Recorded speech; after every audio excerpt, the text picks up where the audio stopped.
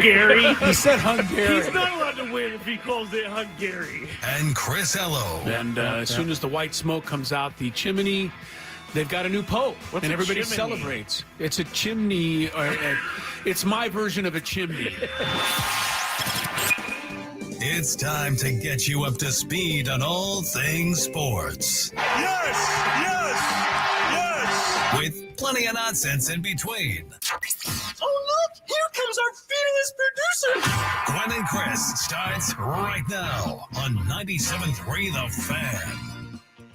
What's up, San Diego? Welcome in on this Tuesday afternoon, last show of the week here for Gwynn and Chris. And you get the pleasure of having just Skraby and I today. Oh, the pleasure.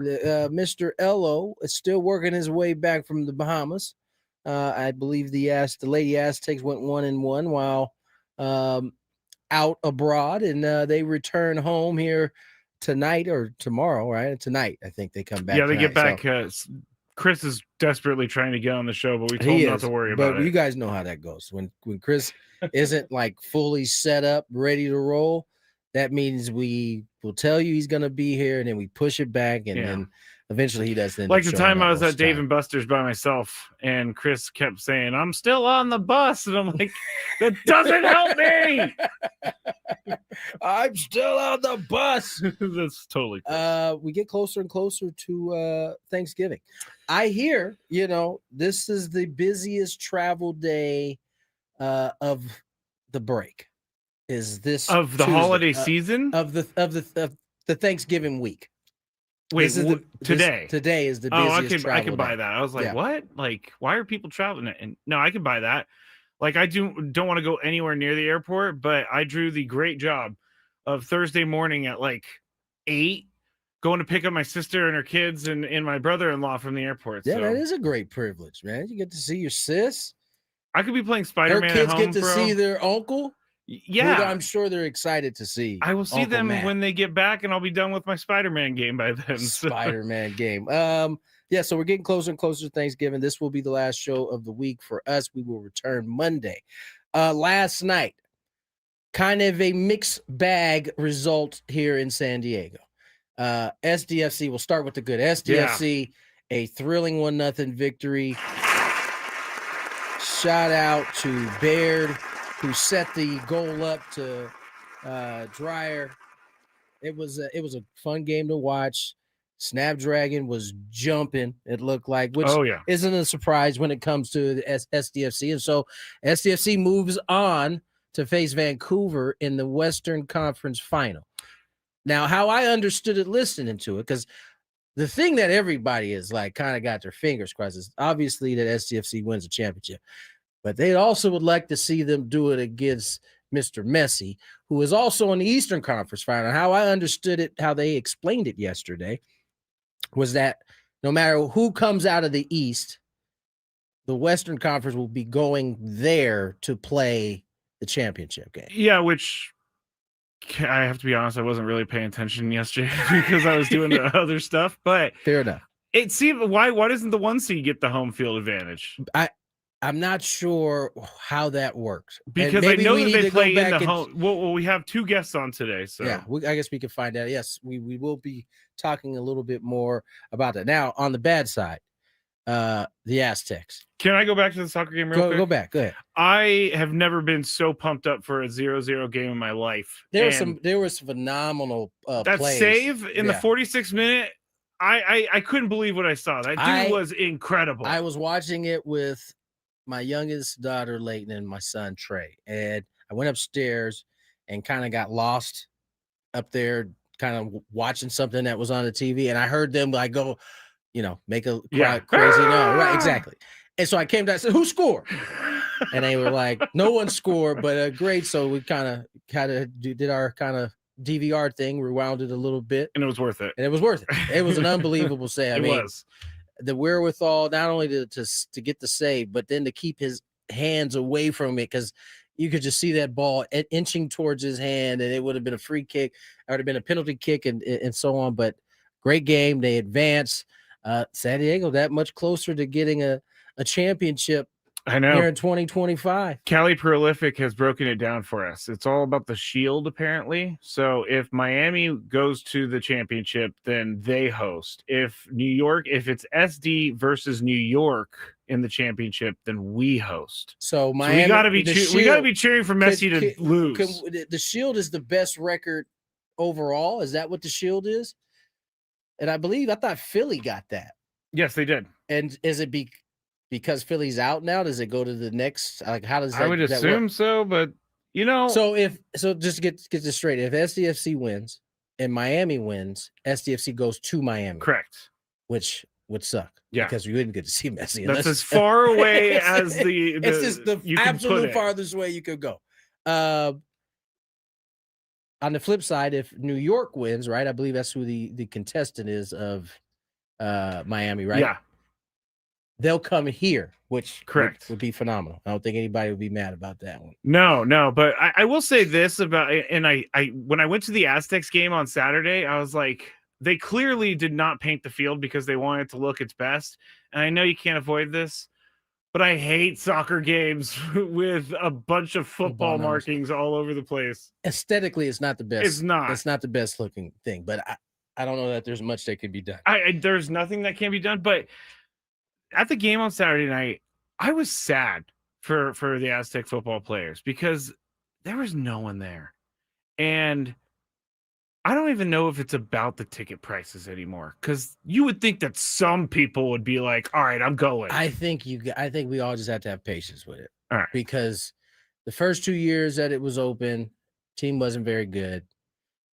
This year they are. Let's see if that starts to make a difference. Yeah. Because I can remember Padres when I was here, good team. No one was coming out. I mean, they're kind of paying you to go to the games. At one point, it was like, see a game until you win. Yeah, no, there was nobody coming out until this became like a thing, And so, hopefully, that's the case as we start moving forward. All right, I've tried to get away from the bad story, but it's time. Yeah, the Aztecs, who have a chance to bounce back here today against Oregon, did not put up a good showing yesterday. What was the final score? I think it was 94-54. I was just I was surprised. I didn't see that coming at all. And it got away from him seemingly in the second half. The lead stretched. And I look forward. We'll have Mark Ziegler on later on in the show. I want to ask him how we should process this. Like, yes, what does it mean? Yeah, does it mean that they're not good? Are they? I can't possibly come to that conclusion that they're not good. Just what happened for a game to get away in that type of fashion? Yeah, I mean, it was. I had so much hope, and then they kind of put it together a little bit before halftime, but it was never close. LZ looked good though. Yeah, that's good. A freshman is good. He got a nice mid-range game. He continues to be impressive, but that was a disappointing loss overall. Now they have a chance to bounce back against Oregon. They still, they got some other matchups that are going to be as tough. Arizona is on that schedule.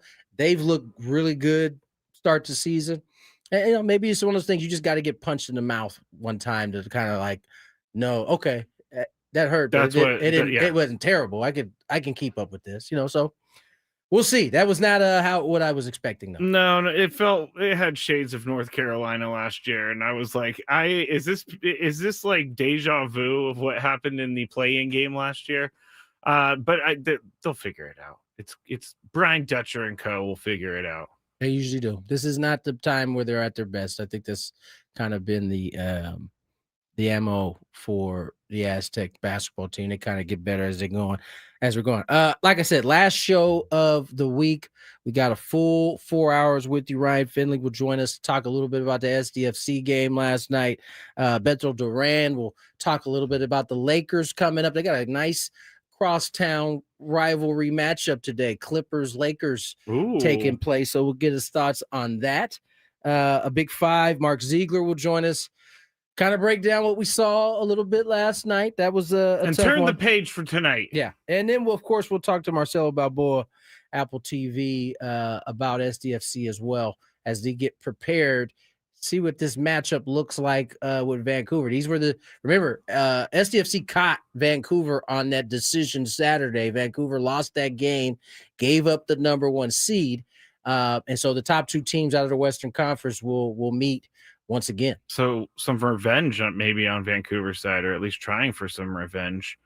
On the other side, I do want to talk to you real quick about Padres bench coach and hitting coach, because they did bring in some guys. And we also found out that Tim Leeper is now at the Mets. So they're looking for another third base coach as well. Do we want to get in before we have a minute? Do we want to get into Brock Purdy's 3 interceptions in the first? No, okay, it's fine. I think you should save that one. You should save Brock. Good. Who knows? You should save it. Okay, because I was just trying not to talk about it at all, even though they won. But there is a point in the game that we're going to talk about in the Big Five where it's funny. I had Panthers player. I had a discussion in the barbershop about you today. Okay. Oh yeah, your barbershop has a 49ers guy. They basically was like, Skraby should be happy today. I was like, yeah, he'll probably be excited.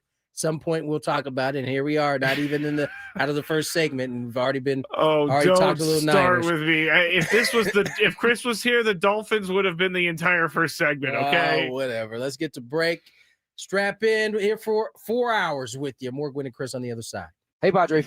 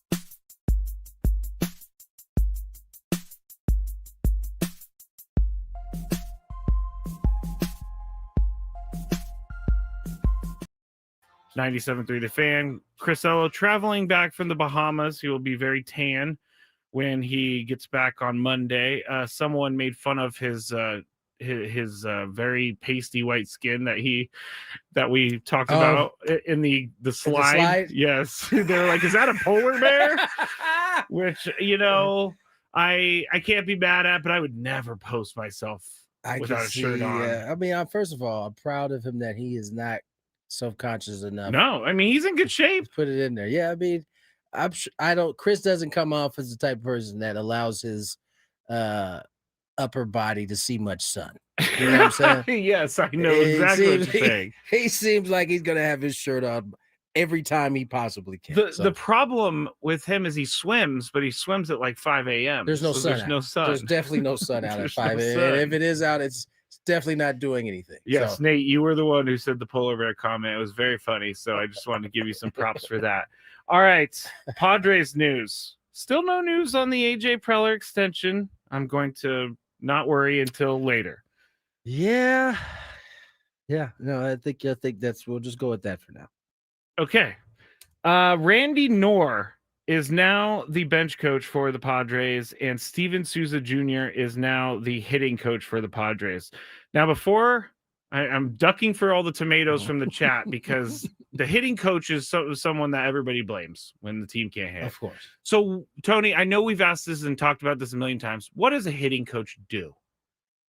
A hitting coach is part psychologist, part instructor,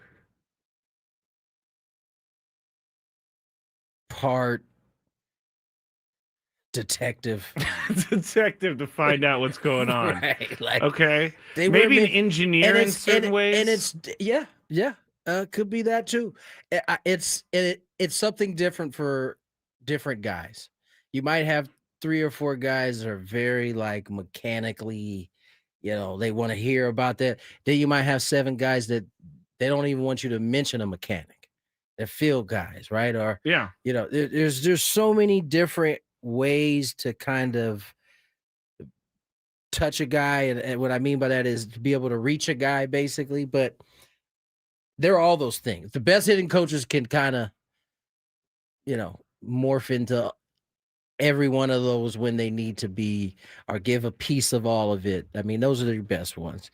There's really no science to. That's what I was thinking, because ultimately it's up to the guys to swing at the ball. Right. And if Skraby, you became the hitting coach tomorrow, and this year you had guys who had career years, Manny does his thing, you'd get a lot of credit for that. Yes. But in reality, it's probably that those guys were, special that season. Yeah. I think that's just kind of how it goes. I've always baseball coaches. You want a good hitting coach that can kind of, maybe remind you of the things that make you go, or remind you of the feel that you have. Maybe it's a hitting coach that's matching up your feel, what you feel, and what's actually happening, and finding a way to do that. I think that's just there's no exact science to it, no doubt. I just choose to think of them as a therapist. You go to them when things are going bad, and you need some advice, or you need some sort of something to look at. That's what they're there for sure. But Steven Souza Jr. is he doesn't have any coaching experience, so he is a rookie hitting coach. Both additions out of the Nationals family at one point. Steven Souza Jr. was a big prospect with the Nationals at one point, and then I think he was in that Myers deal. Yes, he was part of that. He was part of the 3-team trade there. So he was originally at Tampa then, and then went to Nationals, something along those lines, I believe. Yes. The following offseason, Souza was one of the 11 players changing teams in a 3-team trade, sent Will Myers from the Rays to the Padres and Trey Turner from the Padres to the Nationals. But it doesn't tell us where he came Rays. from. He went from the Rays. Oh, Nationals. Yeah. So he was with the Nationals. I remember hearing about Steven Souza when he was a young cat coming up. He was one of those big-time guys, I think. And then, his career unfolded the way he has. Now he's a hitting coach. I know the Steven Souza, the player, had a little edge to him. I don't know if that same season junior will have the same edge as a hitting coach now. I A have to relatively say, young hitting coach. Like yeah. Manny will be older. Like there'll be some dudes on this team that will be. Some can argue that Manny could be the hitting coach because he's had enough experience, but I'm trying not to worry. But I'm a little worried that both of these important positions came from guys that he knew from the past. Craig Stammen, because he was on the Nationals, and Randy Knorr was the bench coach there. He was there at least through 15. It was 2012 to 2015 that he was there. So 15 was his last year there. That was the year I got a chance to play with Stam. So I don't know. I do remember Randy Knorr being a good coach. I do remember that. But in terms of bench coach and how he's going to be able to help, I'm sure you want some comfort with your manager, and he's got some comfort with these guys. He knows them a little bit. So yeah. Where does Ruben Nabel fit into all this? Obviously, he's the associate manager. So he's a little more. So is this like a co-owned fantasy football team where two people are running the fantasy football team? Because I don't necessarily think that's a bad thing, but someone has to be the point guy. I don't know how that's going to work. I can't even begin to guess. I know. Who are we going to blame, Tony, after a game? I believe it to y'all to do y'all detective work to kind of figure out. Because Craig Stammen is going to be sitting in front of the media after the game. He is that. That's part of his job. Oh, I meant to send you this. I think I did send you the clip, but maybe we'll play it. It was of Alex Cora talking about kind of the things that you don't think about as a manager until you're in. Play it later. Yeah, we'll find it for you guys. It was very interesting. It kind of ties into Padres' former manager Mike Schilt, and it kind of ties into what Stam is going to be getting himself into as the year. I found it around. Very interesting that Mike Schilt he's doing interviews. I saw that. I found that very interesting. I'm about to check in with Mike, see how he's doing. Yeah, you should check in with Mike and see how he's doing.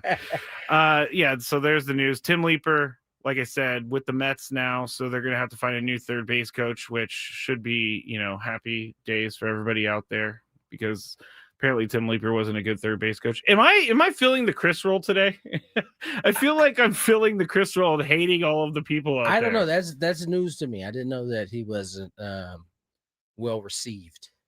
Oh, you don't even have to worry about that, Tony. That's what I have to say. He's not the Padre anymore, so I definitely don't. Yeah, he's now going to get it from the Mets fans, which is even worse. It'll be interesting to see who they bring in for third base. It's kind of an important spot in terms of, we saw Atlanta fire two of their third base coaches. So I got a good arm. No. Go home. It's not about it's about your eyes. Can you tell? I have good instinct.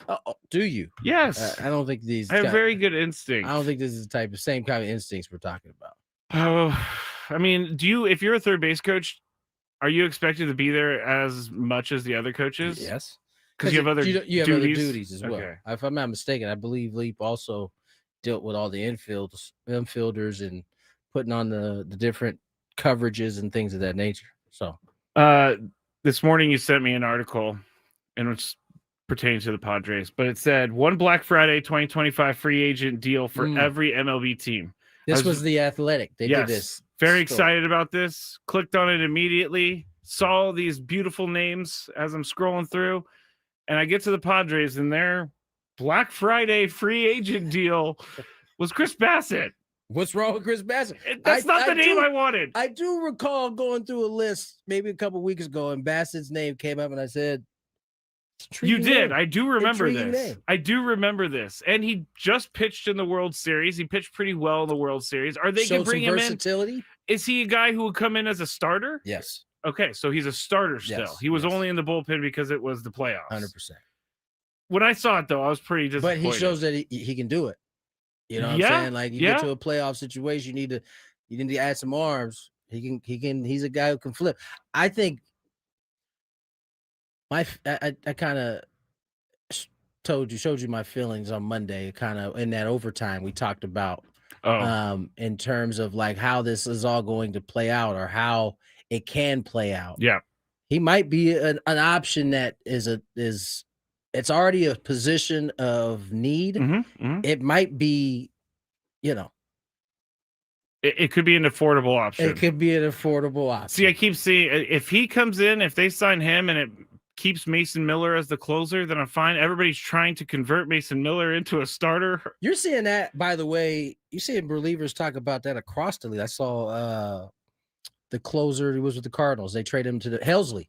He wants to be a starter. I saw him entertaining it. Jordan Hicks already did that thing. It didn't work out well for him. I mean, I don't think Mason Miller. That's a whole conversation for another day. He seems fine where he's at. Yes, I agree. But Chris Bassett, those are the types of names I think we're going to be seeing this offseason, which Nick Pivetta is a Chris Bassett name as of last year. Yeah. As of last year. Maybe. I don't know. I still think his ceilings was higher than Bassett's anyway. He just hadn't got there. But maybe you're right. I could be wrong on this. All right.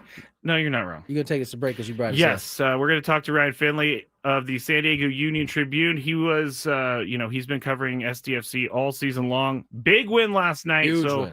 We'll talk to him about that on the huge on the other side. Gwynn Chris, 97.3 The Fan.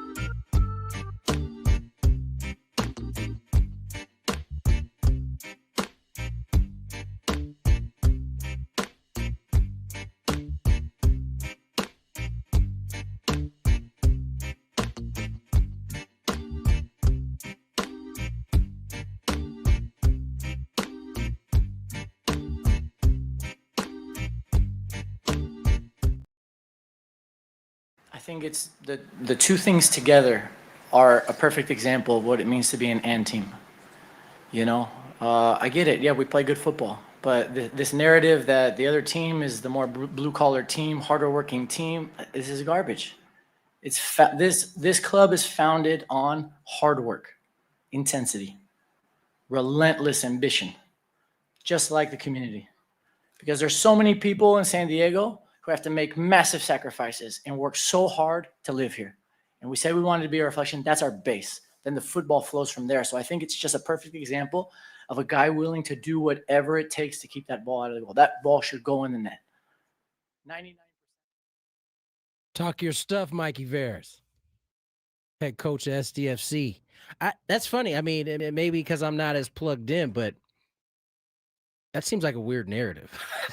Like they're not as hardworking. How does that like reveal itself? Like, I guess being lazy on the field. What They're about not lazy. What about what they did this year is lazy? I mean, maybe it's the style of play, but I don't know, man. Very impressed with the young kid at the back line, Dewey, I think it is. Who stopped that goal? No, the hold on, let me pull it up. Don't you worry. I mean, I've heard more and more from Mikey Veras all season long, and I was he's impressed with him coach. when we had him on early. He's a great coach. He just seems like he's the ideal coach. He gets it. Yeah. I think I've been impressed with him from the very beginning for a few reasons. I mean, you had the incident early with kind of fans, using language that was offensive. He stepped out in the forefront on that, like early. Yep.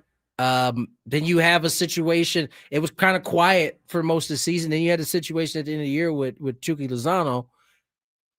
I've loved the way. I mean, outside of what was reported, this is kind of a structural thing. It's kind of, to me, indicates that they got their stuff together, right? That incident goes down. All we know is that there was a incident inside the locker room where Chucky was not happy, and they kind of just left it at that. There was nothing leaked out. We don't know if it was with the head coach, Mikey Veras. Mikey Morris. We don't know if it was whatever. We don't know the details of it.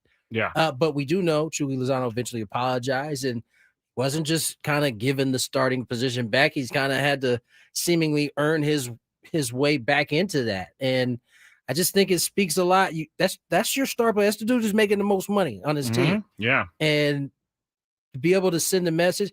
I mean, look, Chucky's done everything he's supposed to do after the incident. I mean, he's been the type of teammate that I think they would hope for, but I think he's done a lot of impressive things here in year one with this SDFC team. Me too. And it's always nice not being the team that has all of their dirty laundry all over social media, because it seems like some teams find themselves there a lot.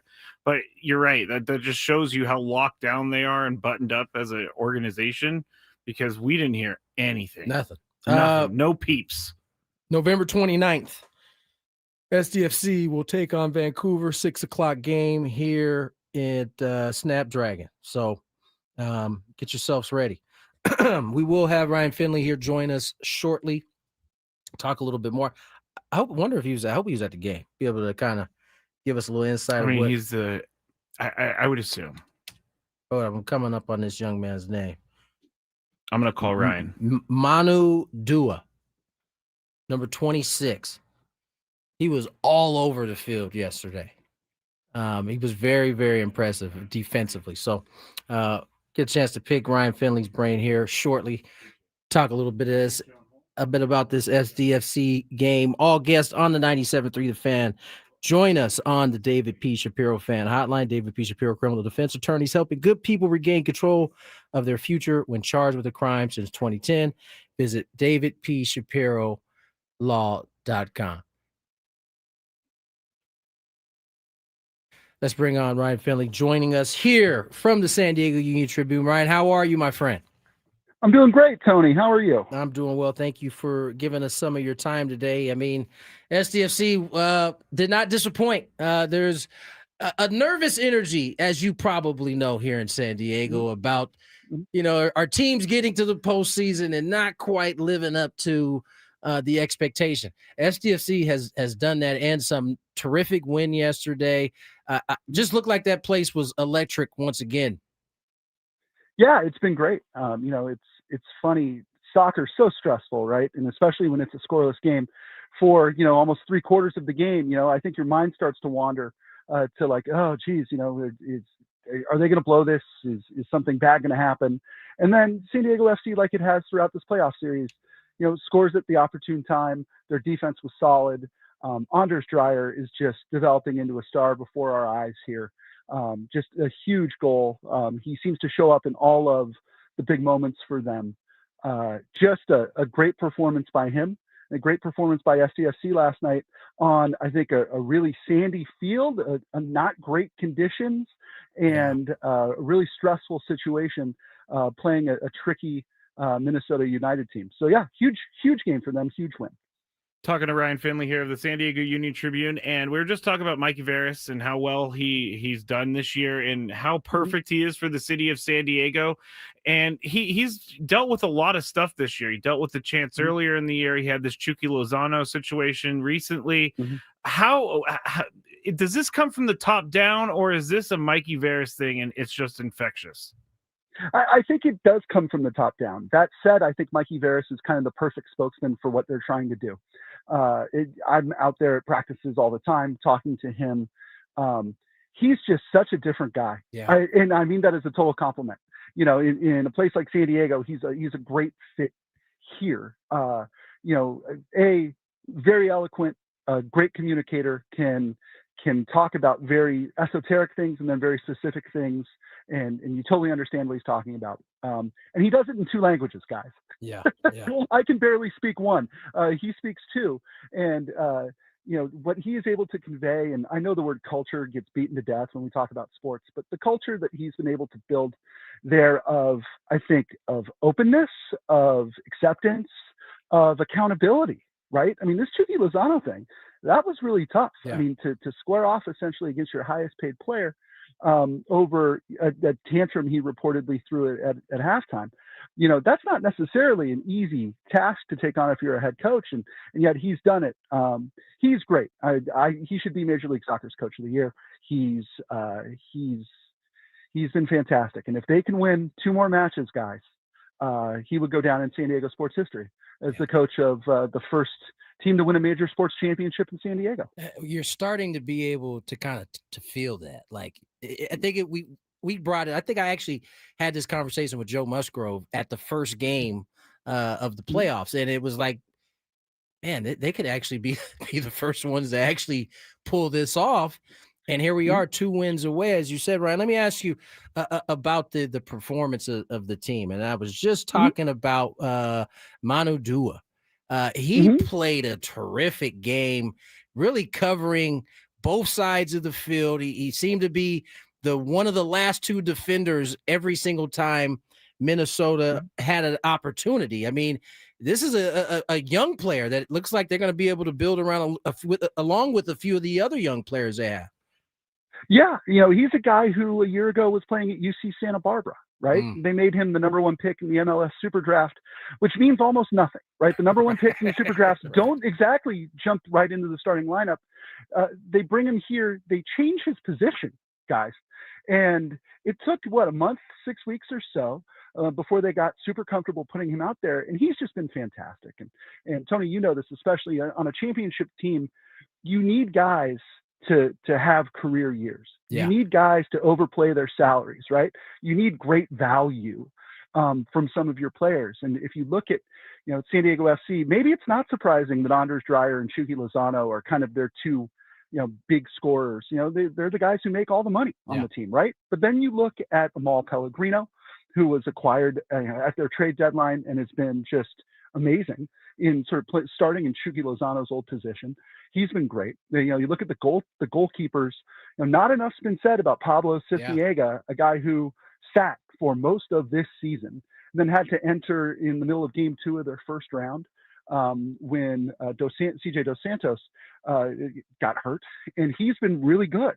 There are all these guys. Ian Pilcher, last night. A player, maybe not your average San Diegan can name.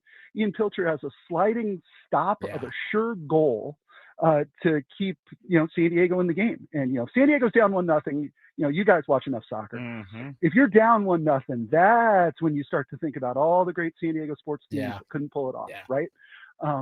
Keeping that score tied 0-0 and keeping San Diego in it and the momentum and the crowd on their side. Just, you can't say enough about how well those guys have played. Talking to Ryan Finley of the San Diego Union Tribune about SDFC. And I want to talk about the San Diego sports curse, because going to the championship game in their first year and winning seemed like it wasn't ever going to happen before the season started. Now that we're here, it could happen. I don't want people to get mad at this team if they get to the championship and they lose that game. Like, where are we at with that sort of San Diego sports curse? Because I think it's pretty incredible that the team is in the championship game, in this hypothetical version of mine. Yes, in a way, the game is over and they've already won, right? By being the first expansion team in MLS history to do so many of the things that they've done, the most wins, the most points, to be the number 1 seed in the Western Conference Final, or in the Western Conference, and now headed to the Western Conference Final. This season is an unqualified success for these guys, and they are the story of the year in San Diego sports. Full stop. Right now in 2025. If they don't win another game, they're the story of the year in San Diego sports. I think that said, until somebody wins that championship, I think San Diego's going to look at talented teams like this and go, okay, but can you win the big one? Right. And it's unfair to them. I get it, but it's an opportunity for them too. I mean, for this club, they are 2 wins away from doing something that 60 years of San Diego professional sports teams have been unable to do. What a way to write their name in sort of San Diego's record books, than by pulling that off. Yeah. So as you said, 2 wins away. I want to talk a little bit about that matchup yesterday, because you brought up a great point. If that goal is not, that ball is not stopped from going in the goal there, they're down 1-0. And you could sense, at least it seemed like at one point, the frustration, because all Minnesota was doing was just packing it in. They had everybody back there, and you could see if that goal gets in, how that becomes much harder. But what a great assist from Baird to kind of keep that ball in play, sets up Dreyer for a perfect shot. I mean, that's the I guess the one opening that they really had all game. Other than that, they didn't have a ton of opportunity. I know. It's so funny. I was trying to talk to somebody about this yesterday. Is it like playing kind of the old Syracuse matchup zone defense, right? Where the other guy just packs it in, and it's just so frustrating, right? Because you can't really shoot over it, and you don't really want to drive into it. I could see the frustration building there too. And then you look at that pass by Baird, and Baird is another one of those guys, right? It's been Anders Dreyer's the hero every night, but there's almost always somebody else there too. And, he's a San Diego native, Baird. He was acquired mid-season. This was not a guy who was in their long-term plans at the start of the season, not a guy whose jersey you see out in the community necessarily. He has this great pass to set up this just season-defining goal by Anders Dreyer. This is what championship teams do. They find a way. And I don't want to get too far ahead of ourselves here, but they've shown enough, I think, in their last 2 matches, right? The 2 knockout game, or I'm sorry, the Portland match, game 3, and then in this knockout game, I think they've shown enough here, to show me they can play with anybody in this league. And now, they just need 2 more wins. Talking to Ryan Finley here of the San Diego Union Tribune, easy for me to say. And we talked a little bit about it earlier. I know there's not much that can be done about the field and how it looked last night and everything like that, but I'm seeing people saying that they need to move out of Snapdragon already. Do you think Snapdragon is the right place for them? Yes, I think it is. I think that look, they will figure this out. Snapdragon had field issues long before San Diego FC showed up. This is something that can be fixed. Obviously I'm looking ahead to what could be 2 weekends from now, where the Aztecs could be hosting a Mountain West title game and SDFC could be hosting an MLS Cup game. Yes. And so what's going to happen there? We're working on something today that'll be in tomorrow's paper, laying out a couple of their different options there. But, this is, Snapdragon is, I think, a perfect place for them. Yeah. It's a fantastic soccer facility. I know it was built for football, but certainly they built it with an MLS team in mind. The sightlines are amazing. The atmosphere is great. People have proven from throughout San Diego that they're willing to drive to Mission Valley just like they used to for the Padres and Chargers. You can't beat the location. It's central. It's great. They just need to be able to grow grass. And at some point, somebody smarter than me is going to explain to me why we can't grow grass in San Diego. I don't understand that. Levi Stadium, when they built it where the 49ers played, they had a really hard time with the grass because it wouldn't attach to the ground. I was going to say a lot of times when, a new stadium comes up, it does take some time. I mean, even in a place like San Diego, to get the right mix so that it can deal with the type of traffic that it has on it every year. I think that's the other thing that's unique about the stadium. They got a lot of stuff going on that field throughout the course. No, they do. You're right. You talk about the wave, and then you talk about, there's concerts. There's, until just last season, there was rugby. There's all sorts of stuff going on over there. Is it a great fit for them? I think that it's one of the best 2 or 3 facilities in Major League Soccer, assuming the field holds up. Right. And so I think that the big challenge for San Diego State, who again sort of owns and operates this thing with a management company, I think that the big challenge here is going to be to find a mix that works well for football and football, and sure. I'm sure it exists. It's just not in there now. Right. Last one for me, Ryan, and this is more of an educational question for me. I'm trying to understand Western Conference here, Eastern Conference. If SDFC wins and Miami wins, because I think that's the matchup everybody has kind of got their eyeballs on, at least here in San Diego. Right. SDFC would then go to Miami for that final. How does the shield thing work? The supporter shield? Yes. That goes to the team with the best regular season record. So that's over. Philadelphia Union won that. And so that's most points, right? Yeah, that's most points, regular season, most points. Okay. So that's already been awarded to the Philadelphia Union, who were upset in the playoffs just this last weekend. And so, the scenarios here are, if Miami wins and San Diego wins, San Diego goes to Miami.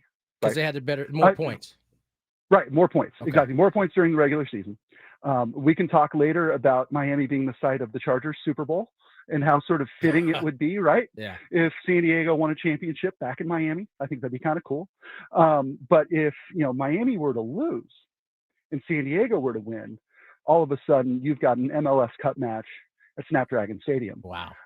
And what a moment that would be. What an unexpected big game for San Diego that would be. So, and did you I'm say sure that people will be scoreboard watching. I'm sorry. Did you say that they might run into an Aztec football game, or? Well, they could, right? I mean, looking at the schedule, if the Aztecs were to host the Mountain West Championship game, it's very possible. Which very possible, right? It starts by winning on Friday if you're San Diego State. If they were to host that, and then there's the MLS Cup match, then you start looking. And again, they will have some options. There will be some different scenarios laid out there. Nobody's going to move to Carson for a week or anything like that. I think there's a way to make all this happen. But there's going to be some scenarios. Now, again, what are the odds of, to me, the least likely scenario that we just laid out is Miami losing at home. Yeah. Right. True. If all the favorites just win out this weekend, then San Diego goes to Miami and the Aztecs play the Mountain West Championship game at Snapdragon. But, there are some contingencies in there. If there are a couple of upsets that could, force San Diego State to make a really interesting call with, when does soccer play, when does football play, and where. Yeah. So we'll see. That would be interesting. Listen, I'm here for it all. As me long too. as you get an SDFC San Diego State final game, I think everybody will be happy no matter where it is. Ryan, we certainly appreciate your time, man. Thank you for coming on. Hey, anytime, guys. Thank you. Ryan Finley, San Diego Union Tribune. Remember, all guests on the 97.3 The Fan hotline. Join us on the David P. Shapiro Fan Hotline. David P. Shapiro, criminal defense attorneys, helping good people regain control of their future when charged with a crime since 2010. Visit davidpshapirolaw.com. Love that guy, David P. Buddy. Yeah. David P. Love that guy. Love that guy. As Chris would say. No, that's I was thinking about that whole thing with the Aztecs and the MLS Cup coming to town. That would be crazy because I have a feeling that the MLS Cup holds a little bit more weight than the Mountain West Championship. I don't know. San Diego State is a owner of that You know, They are. I think They are, but they're gonna have a say. the MLS Cup is going to be on, or the championship is going to be on Fox. I think the other thing is the field. I think as they get this ground crew gets more experience and they'll figure it out. I don't think it's a fix that typically happens fast, but no, the 49ers, I'm telling you, it took them 3 years to figure it out. And so, you kind of do the best they can until that point comes. All right, let's get to the break. Daily Gambit coming up next. LSU. I feel like they're being kind of slimy in this, and we'll get into it. And I'm talking about the whole Brian Kelly thing. How you think? I think they're being quite slimy. We'll talk about that. This NBA thing, man. This gambling thing that has popped off. Our Athletic coming with an article today that kind of links it all back to one mafia family. It's crazy. It's a web. It's all kinds of craziness. We'll get into some of that here in the next hour. More Gwynn and Chris. There's Tony, you much care more. to? Tony, I don't know where does Tony Tony- went. Because Tony, I see the normally- corner of his room. Oh, well, hopefully he'll be back shortly. Harbaugh, I'm not sure where he went. I might text him to see if he's okay here in a second. hope he didn't. Yeah. Did you think he fell in the shower or Well, I hope he something? didn't meet with foul play.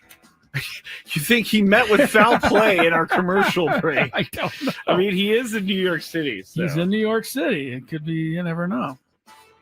All right, we'll just go forward. We're just going to go forward without Tony. I'm sure he'll rejoin us when he gets a moment. Everybody stare at that box in the top right corner because it's just the corner of his room. I'm going to look now. I'm kind of intrigued. Oh, someone says maybe he's in the bathroom. I don't know. He's been known to go there, as have all of us, frankly, but him more than most. Over under, Tony just forgot that he was doing the show. That's not nice. Yeah, so maybe that's what they're thinking. You know what just hit me, Chris? No. What if Tony went out to get like ice or something and he forgot his room key? That is something Very that well he possible. is more than capable of doing. Because he would never be gone this late, this long, with knowing that he was on the show. No kidding, man. We took a commercial break like 5 minutes ago, and he has not returned. I'm going to text him. Like, ask him, are you out in the hall trying to get into your room Say, right now? Everything okay? Oh, no. This Question mark. is scaring me. No. Did you hear back from Tony yet? No, I'm thinking Something. I'm thinking he locked himself out. He doesn't have his phone because it's in the room, so he's down at the front desk or something. I don't know. I'm sure there's a story in here somewhere. there's when we definitely get him got to back on be the a air. story. Anyway. I was very concerned about Tony, and I took him off the screen because he's not back. I guarantee you he got locked out of his room. I don't think you're wrong, because that makes sense.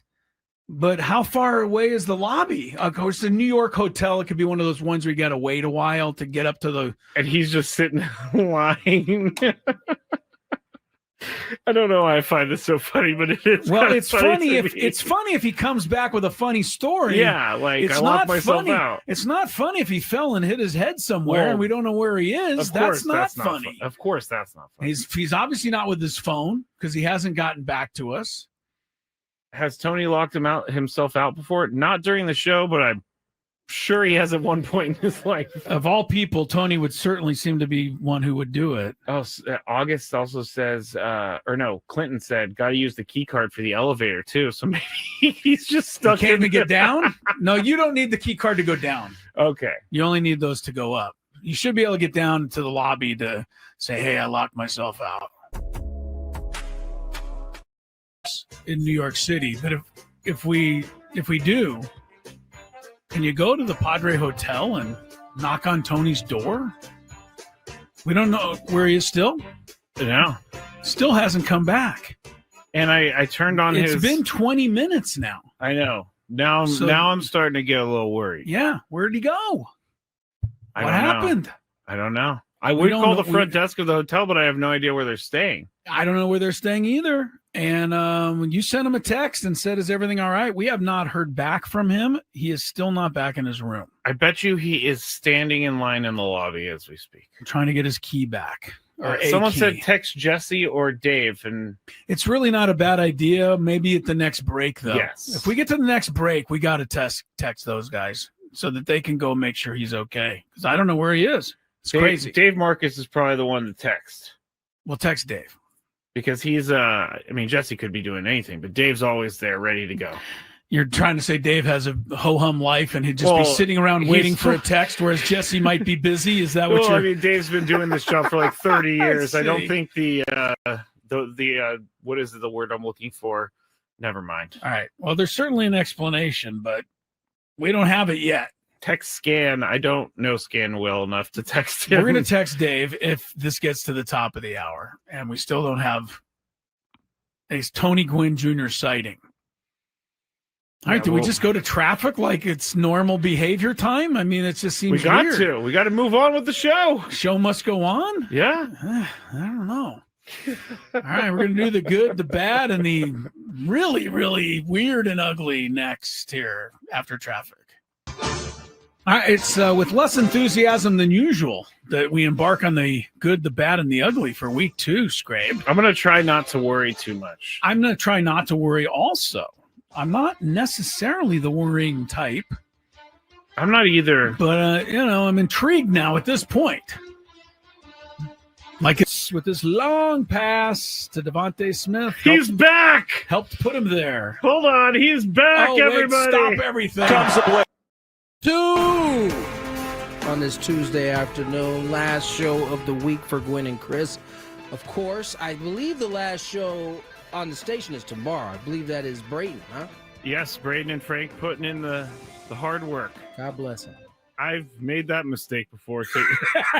Working the Wednesday before Thanksgiving. No, I'm just kidding. I think we all have at some point. No, it's good for that. It's good. It's good for them to be on because we need some You sort of ain't live got programming. to lie, Craig. All right, fine. I have made that mistake before. I think one of the most nerve-wracking shows we've ever done was a show the day before Thanksgiving. 100%. Like that was 100%. bad. Like That there was bad. just like zero to talk about. Zero. Nothing. It's crazy because we're in the middle of sports season. We got zero to talk about. Like everybody shuts down. Like I bet no one's doing it. No one wants to come on. Yeah, no one wants to come on. So God bless Braden, man, and Frank. They Yeah. they're gonna hold it down for y'all tomorrow. Yeah, good for that. We do have some bets at some point. We'll probably do some Thanksgiving games. Who are the Thanksgiving? Oh, we got some Obviously- good ones. Who are the NFL teams? Obviously, we know Cowboys, Detroit. Who are their opponents? KC at the Cowboys, so Chiefs at Cowboys. The first game of the day is Packers at Lions, which is That's a good great one. divisional game right Good there. one. It's been a while. No, that's not true. Actually, it feels like it's been a while. Maybe it hasn't. Well, last year, When the games have been like good. Last Year was the day that Matt Eberflus got fired because it was Thanksgiving and he wasted the clock in that's front of right. the entire country. That's right. But then we have But that was an underachieving team versus a bad team. totally. And then the Detroit game, who was in that one? that was against Detroit, the Bears and the Bears and who did Lions. Cowboys play then that day? Oof. So that was the disappointing versus. So that was a bad team versus good team, the Detroit Bears, and then whoever Cowboys had. I last mean, year, like it or not, disappointing versus somebody. like it or not, and I did not like. I think they got blitzed on there. I'm quietly pulling it up, but I guess it's not quiet if I can. People can hear the. What were you keyboard. getting ready to say though before I cut you off? I don't know. Dang it. You sound like me. Oh, Dallas, like it or not, has a chance at the playoffs. They do? They're 5-5-1. They do. Here Oh, it my is. They cow. played the Giants last year. I remember this now, and they won 27-20. So it was a decent game. But both of those teams suck. Yeah, it wasn't. They weren't. Neither of them really good. Yeah. So it's good we get a good game. The final game couple good games. is interesting for a couple reasons. Bengals at Ravens. Joe Burrow might be back on. Joe Burrow might be back. At Bengals at where? Ravens. Oh yeah. So the Ravens have won 5 in a row. They're looking to get They back in haven't. the playoffs. They've won every game since what's name's return. Yeah, but he's not doing anything in fantasy football wise. Well, yeah. I mean, but that's not the thing. The thing is winning. I know, but It's like the Jalen Hurts whole deal. Like everybody mad at Jalen Hurts in there. well, he's boring. 8-2, right? He's boring. Apparently so. I Boring's think not. they're 8-3 now. Oh, that's right. They lost to the Cowboys. Yeah. No bueno. No bueno is right. How many games we got? How many games? How many games we betting on today? 3. Fake betting on. All right, so I got a little time then before we go. Sure, into this. yes. No, you know what? I'll wait. Let's do the games. Do you like money? I think about money a lot. Do you like money without doing anything? Winning. Do you want to make money while watching sports? I think Washington is immortal luck. Washington! Woohoo! If you answer yes, this is your segment. Just don't blame us when you lose. Nothing is ever your fault. It's your game. Take it. Gwynn and Chris go through the top bets of the day in The Daily Gambit on 97.3 The Fan. Daily Gambit is our daily sports betting segment here on Gwynn and Chris. Please, everybody, gamble responsibly. We mean that. We really do. First bet, though, that we're going to make here today, Tony, it's going to be on the Chiefs and the Cowboys. Over under 52.5 total points in this game. That's a lot of points. 52.5. That's 33 What to game is it? 20. The Chiefs at the Cowboys. Yeah, no, shit. Cowboys, they can give us some points now. And they can also put some points up. So, yeah, I'm going to take the over on this one. I got to know if Patrick Mahomes is for real. What? If you don't knock it off, I dude. know, that was a ridiculous statement. You had to catch yourself on that I mean, one. I did. Their offense has not been great. But the Dallas Cowboys defense can give up a ton of yards. I'm going to go over They as looked well. pretty good last week. Yeah, they did. I'll give you that. Packers at the Lions. Lions are favored by 2.5 points. This is the one that you don't know what you're getting out of the Packers. That's true. For sure. Give me the Lions. Lions at home? Lions at home. Give me the Lions. I have a feeling you're right, Lions. All right, Jahmyr Gibbs, over under 120 rushing and receiving yards combined.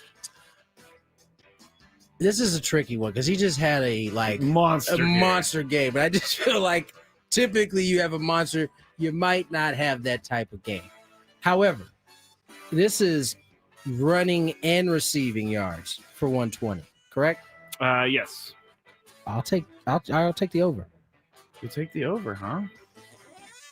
I was thinking along the same lines as you. Like, there's no way they're going to let Jahmyr Gibbs run wild. He won't run for 120, 121, but I think he can get up over there with some receiving For my yards. fantasy football team, over. Then we go to the Bengals at the Ravens. At the Ravens are favored by 7 points. I'll go first. I'm going to go with the Ravens at home. Tony? I think the Bengals have an interesting question here. They suck, Yes, they do. but their quarterback is healthy again, Yes, he is. and I'm sure he wants to play. Do you allow him to play or not? Yes. I do. I think so too. Joe Flacco's falling apart. Give me the wait. You got the Bengals down there for me, man. I didn't say I Bengals. thought that's where you were going, no, to be honest. I went the Ravens. Okay. I thought you were going Bengals. No, thank you. All right, Joe Burrow's first game back. Over under 260 passing yards, Tony. Ravens defense hasn't been that great this year. No, it has not. But it's been better. It's been better. I'm gonna say 260 is a lot. I'm gonna say under 260.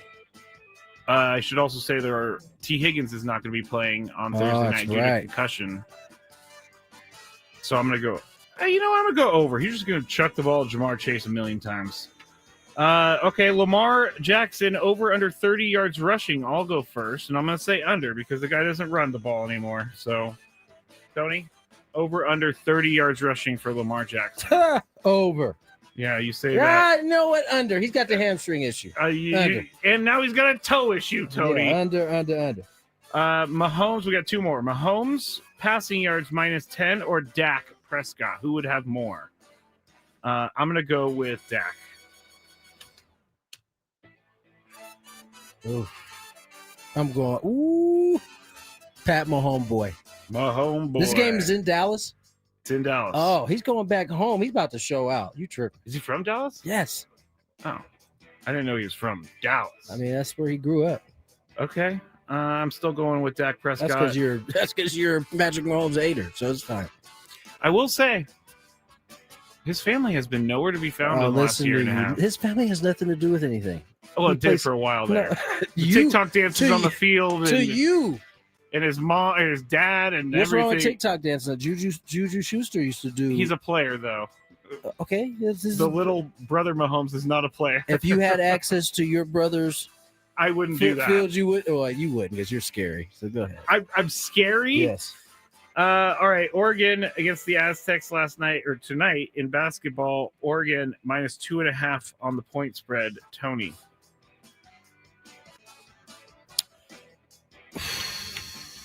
We got to have a bounce back today. So I'm saying we cover. Man, Oregon's favored. Yeah. I wonder did that shift from That's last a good night to question. It had to have. A 40-point drubbing will change things. I'm going to have to go Aztecs. I just want to see it happen. So I want to see them win tonight. That's it for the bets. All right. We'll reconvene next Monday. Let you guys know how we did. Hopefully, we can... I give you a little bit of a hint. Probably not good because we're betting. Yeah, that's true. We're gonna get to break. When we come back, we're gonna talk a little bit about this LSU situation. LSU and Brian. I gotta stop saying it, but the Brian Kelly situation.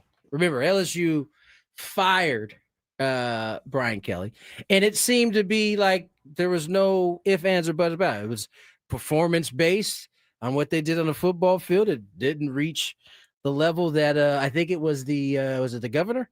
Yes, governor. Governor. Can't even remember his name. Can't remember now. his name either. I just remember his very twang. southern twang, Louisiana twang. But they're playing some shady game. This is what happens when This is government overreach, Tony. This is like the equivalent of someone making a bet and then not wanting to pay up. It's clear they lost the bet. Yes, and that's they just a great analogy. and they're just coming up with weird things to say they don't have to pay. They're coming up. Yes, that's a great way to say it. We're gonna get into it on the other side. More Gwynn and Chris. Here's no traffic. Traffic will be later. Traffic in a little bit in the break. Yes. The appetite. All right, so here's what happened. I was at the corner, and I'm going to call out the streets because who cares? It was Claremont Mesa Drive and Ruffin Road, which is pretty close to our radio station here. Yeah. I had to run over and pick up a little cash from the bank. That was simple, trip before I came into work. And I'm on Ruffin Road, coming up to Claremont Mesa Boulevard. Ruffin Road can be a little rough sometimes. Well, they could pave that. It wouldn't hurt. Yeah, it wouldn't hurt. They can't call it paved road. I know that. Wait, your issue isn't the potholes in the road? No, that was I'm used to that. So we come up on Claremont Mesa, and we're at the stoplight. I'm in the left-hand turn lane to turn left on Claremont Mesa. I'm the third car back. And there's a 2 left turn lanes. There's 3 cars in line here. And then the going straight is also red. And that is backed up each of the lanes. So that I've got cars on my right. I've got cars on my left. I got 2 in front of me. I got people behind me. No big deal. Light cycles through. And our turn doesn't come. Oh, no. So the cross traffic gets to go again. And then the people coming across in our direction, they get to go again. And then for a second time, they skip our turn. Well, that's what I thought. So now... Actually, you're not going anywhere. You're stuck. Right, you're stuck. You're not going anywhere. And my first thought, of course, as a good scout or, athlete, is to look around. Is there any way out? Can I back up? Can I, I'll do anything.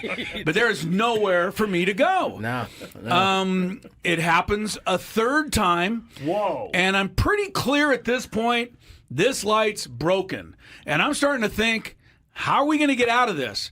Am I going to have to call, the police to come and fix it? No one's going to know it's broken. 911 emergency response. Yeah. Where's your emergency? Ruffin Road in Claremont. The light is stuck. The light is stuck. And so this is 5 minutes probably, but you can imagine 5 minutes. No, that's a long time, right? Time. Well, when it comes to the 4th time, I finally start just leaning on my horn. Oh. I'm trying to get... What are the people in front of you going to do? Well, because there was a moment, right, after the traffic comes this way, It paused. You want them to run the light. You could at least a couple people could run the light. We could get this going here. You want them to run the light. I did. Break the law. Well, they had to. Otherwise, we'd still be there. Anyway, so this is going on. So I'm starting leaning on my horn. The lady next to me looks at me like, "What the hell are you doing?" Good for her. Good for her. And good for her. Kidding. I'm like, I'm just ma'am, kidding. are you just clueless? Were you going to sit here the rest of your life? She has faith that the light's going to turn eventually. Evidently so. If it had gone again, the guy next to me on this side rolled down his passenger window. That starts to go down. I think he's going to be mad. And he's like, what? And I'm like, I'm pretty sure the light's broken. Like, how do you not know this? We've all been sitting here for 6-7 minutes now. The two cars at the very front of the left turn lane are not budging. So they apparently are content to sit there for as long as it need be. They also have faith that the light is going to turn. But I have no faith. What gives them that faith? Yeah, but what gave them the faith? I mean, it had cycled through 4 times now. The 5th time, I was going to just have to get out of my car and walk up to that and go, will you please do something? Or get, and if you don't, and I would have, something. You know what I would have said? If you don't want to run the light, just get out of my way so I can run the light. I'm not sitting here the rest of the day. And finally, on the 5th time, the first 2 people ran the light, and the next person was able to get you know what I mean? And after a couple more cycles through, I got out of there. But I don't know. Did the light ever start working? I don't know. If you're at Claremont Mason Ruffin Road, you might still be there. I don't know. This was 45 minutes ago or so. Wow. So my question to you is, how differently would you have handled this than I did? And I'll start with you, Tony. Would there have been any difference, or do you know? I don't know if I would have laid on my horn. You would have just never laid on it. I think I might have maybe rolled down the window, see if I could talk to somebody, see what else. See if anybody else was in on it? I don't think I would have laid on my horn because, listen, what you're asking is for them to, which may not be easy for everybody, and that is the timing between when because they're waiting for their light to turn. Yes, right? they were waiting for the light's not going to turn. But that also then requires them to guess the exact kind of when the timing of when they can go. And you know what? Figure it out. I think a lot of people wouldn't be comfortable with running the light, with even running under the light. these circumstances. Well, I think, not when there's other cars that could actually hit them. Okay, I think you are right, and the reason I think you're right is because of the 40 to 50 cars that were now piled up in my area behind me and around me. I was the only one honking. Right, and then nobody else thought to do this. All right, so here's what happened. I was at the corner, and I'm going to call out the streets because who cares? It was Claremont Mesa Drive and Ruffin Road, which is pretty close to our radio station here. Yep. I had to run over and pick up a little cash from the bank. That was simple, trip before I came into work. And I'm on Ruffin Road, coming up to Claremont Mesa Boulevard. Ruffin Road can be a little rough sometimes. They could pave that. It wouldn't hurt sometimes. Yeah, it wouldn't hurt. They can't call it paved road. I know that. Wait, your issue isn't the potholes in the road? No, that was I'm used to that. So we come up on Claremont Mesa, and we're at the stoplight. I'm in the left-hand turn lane to turn left on Claremont Mesa. I'm the 3rd car back. And there's 2 left turn lanes. There's 3 cars in line here. And then the going straight is also red. And that is backed up each of the lanes. So that I've got cars on my right. On the clock, Tony Gwynn Jr., Matt Skraby. With you till 6 o'clock as we head into the Thanksgiving week. Last show for Gwynn and Chris of the week will return Monday. All 3 of us intact, I hope. At that point. That means Chris didn't get home from the Bahamas. Right. Typically. I'm sure he wants to stay as long as possible, but he was itching to get back. You're probably right. He missed his dog, okay? Skraby. Chris is not a gentleman that wants to be away too long. Yeah, he did seem like he was having a very fun time, though. He went on the water slides. He went out to dinner. He ate a potato salad sandwich yesterday. Or he told us about the story that he ate the potato salad sandwich. So let's get into this LSU story, because oftentimes on this show specifically, Brian Kelly is catching strays. A lot of it is warranted, sometimes, especially Chris, he could take some people's heads off. Yesterday, he went nuts about Lane Kiffin in our overtime Yes. episode out of nowhere. Was that the part that ended up getting cut out? Thankfully, yes. So you need to go watch this That's video. the clip, you guys. So he's going off about Lane Kiffin. He's like emphatic about it too. And we hear nothing of what he says. You hear nothing of what he says, but you can tell he is serious about it. He Just literally watch this made face. the best point of his life that no one heard. And then I love the responses on social media to it. Best point he's ever made. Which he couldn't hear anything. But LSU is doing some I don't know. When I read the article that came out in ESPN today, it seems quite shady. So according to the letter which ESPN obtained, it was sent November 18th. And it's sent to athletic director Verge Osbury. Now, Brian Kelly and his attorneys are claiming that LSU is preventing Kelly from having job opportunities like we saw from my man at Penn State, James Franklin, that headed to he is now a Virginia Tech Hokie. But his attorneys are claiming that Brian Kelly is basically being stopped from being able to participate in a job search.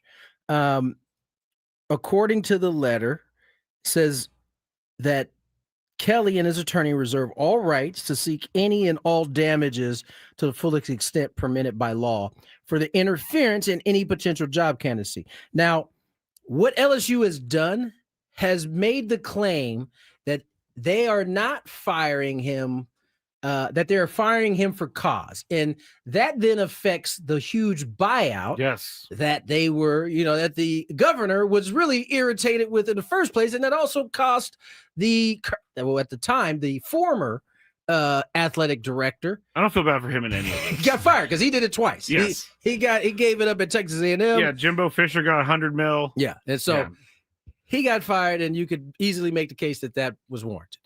But what LSU has done, I think, is quite diabolical. LSU Board of Supervisors voted Friday to allow new school president Wade Rouse to formally terminate Kelly. Now, they basically have been holding Kelly up by saying, we're firing you for cause. Now, even as this vote has taken place, the board did not indicate whether they're firing him for cause or without cause. So he continues to kind of just float in the air and not be right. And so in November, according to the legal filing by Kelly, the school informed Kelly's representative that then athletic director Scott Woodward, that's the guy we were just talking about, did not have the authority to dismiss Kelly. Mind you, LSU wanted to dismiss Kelly. Yes. So they're playing reindeer games. I believe the governor, and it wasn't a press conference for this, but he answered questions he about. Literally said Donald Trump was going to pick go the find next this clip again, or the next coach. Yeah. He said so. Did not have the authority to dismiss Kelly. The school then stated it had reason to fire Kelly for cause, which would impact the payout of his contract, which would be about $54 million. In response, Kelly filed a petition of declaratory judgment in the 19th Judicial District of the parish of East Baton Rouge. Asking for a judge to assert that Kelly was fired October 26th without cause. In a separate letter, this one dated November 19th and obtained by ESPN, Kelly's attorney says that Carmouchi, I don't know if I'm saying that name right, told them that Carmouchi had expressed his hope they'd agree to send written confirmation of Kelly's firing without cause, but only after meeting with a board member and Rouse. So Rouse is the guy, is the person that is now heading the athletic directing position. They're waiting on him to basically say, all right, we're not firing you for cause, we're firing you without cause. But it seems like intentionally dragging their feet, probably because they are trying to find a way out of this $54 million that Mr. Woodward has left them on the hook for. Yeah. And I think it's quite sleazy. I'm not sure why this is so nasty, and I think it's because the governor got involved. I think the governor got involved, but it's like I said, it's like the friend, or I don't even know if you call him a friend, the person you make a bet with that loses the bet fair and square, and now they don't want to pay. Here's the governor, Jeff Landry is his name, talking about why Scott Woodward will not select the coach. We are not going down a failed path. And I wanted to tell you something. This is a pattern. The guy that's here now that wrote that contract cost Texas A&M $70-something million. Right now, we got a $53 million liability. We are not doing that again. And you know what? I believe that we're going to find a great coach. I mean, maybe we'll let President Trump pick it. He loves winners. You know, I'm not going to be picking the next coach. But I can promise you, we're going to pick a coach.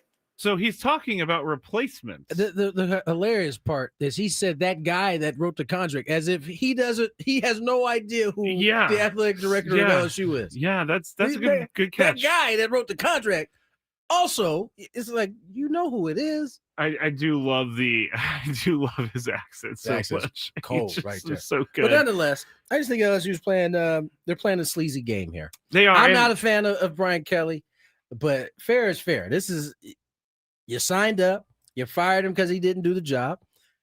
The consequence of firing him before his contract is up is that you got to pay $54 million.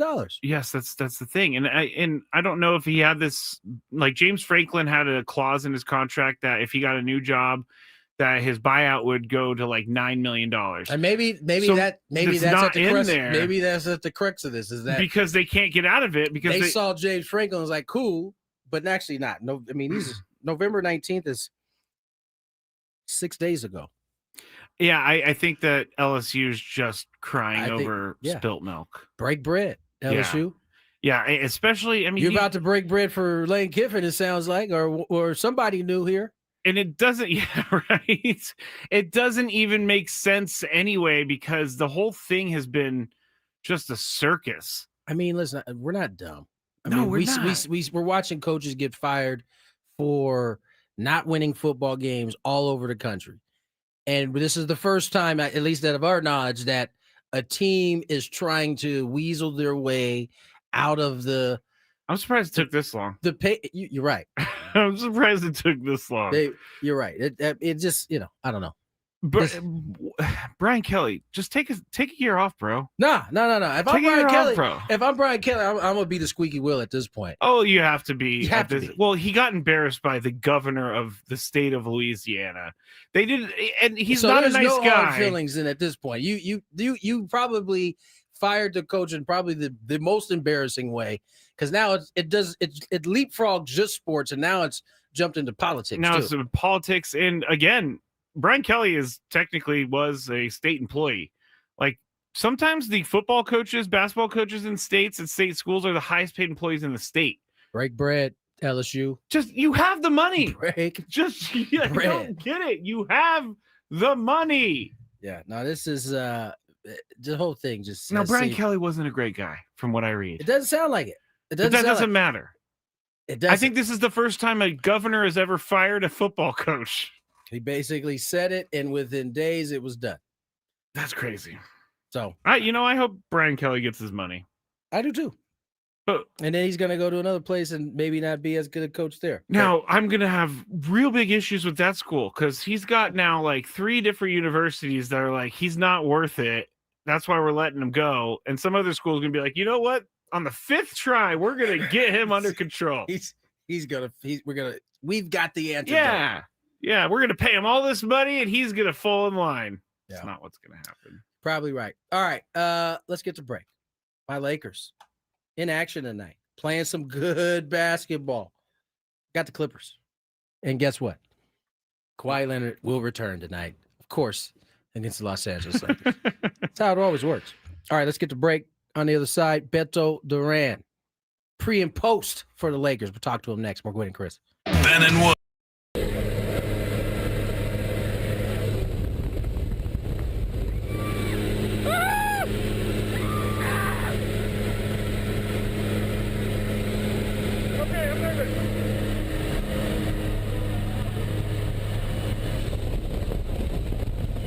Stay low. Hands on the heart.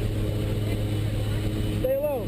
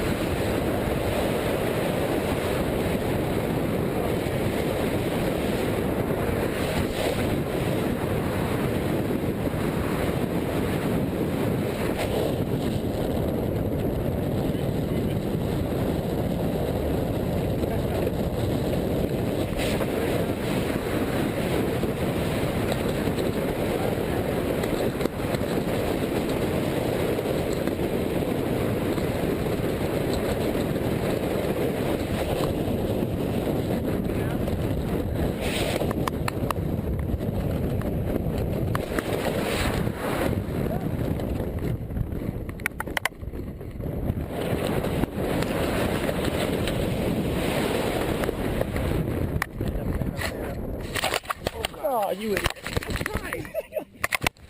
Typical tandem student right there. I tried. I wrecked your good job, buddy. Fun, huh? You need help with anything?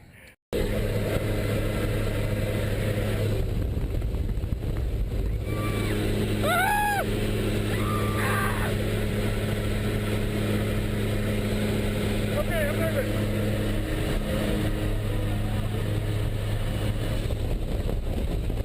Stand up, stay low. Hands on the heart. Stay low.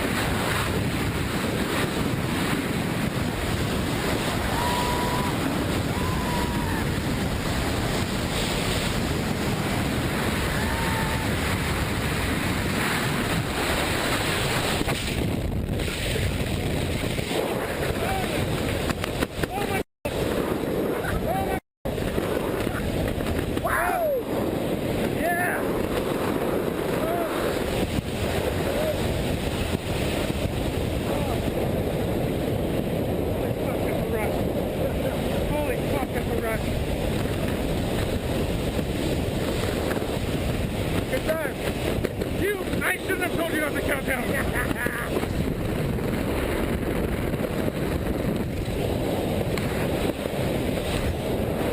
That was pretty fucking awesome. Okay, take goggles down to your neck. Crash landed, huh?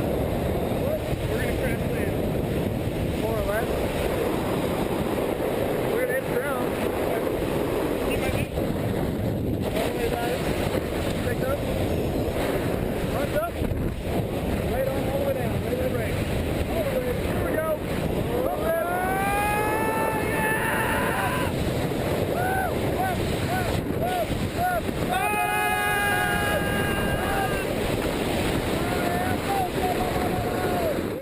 On the clock, Beto Duran, Lakers pre and post voice will join us shortly. Talk a little Laker basketball. who was in action tonight against the Clippers on NBC/Peacock, as the NBA making its return to NBC, and it's been a lot of positive reviews from what I've seen. Scrape, That's awesome.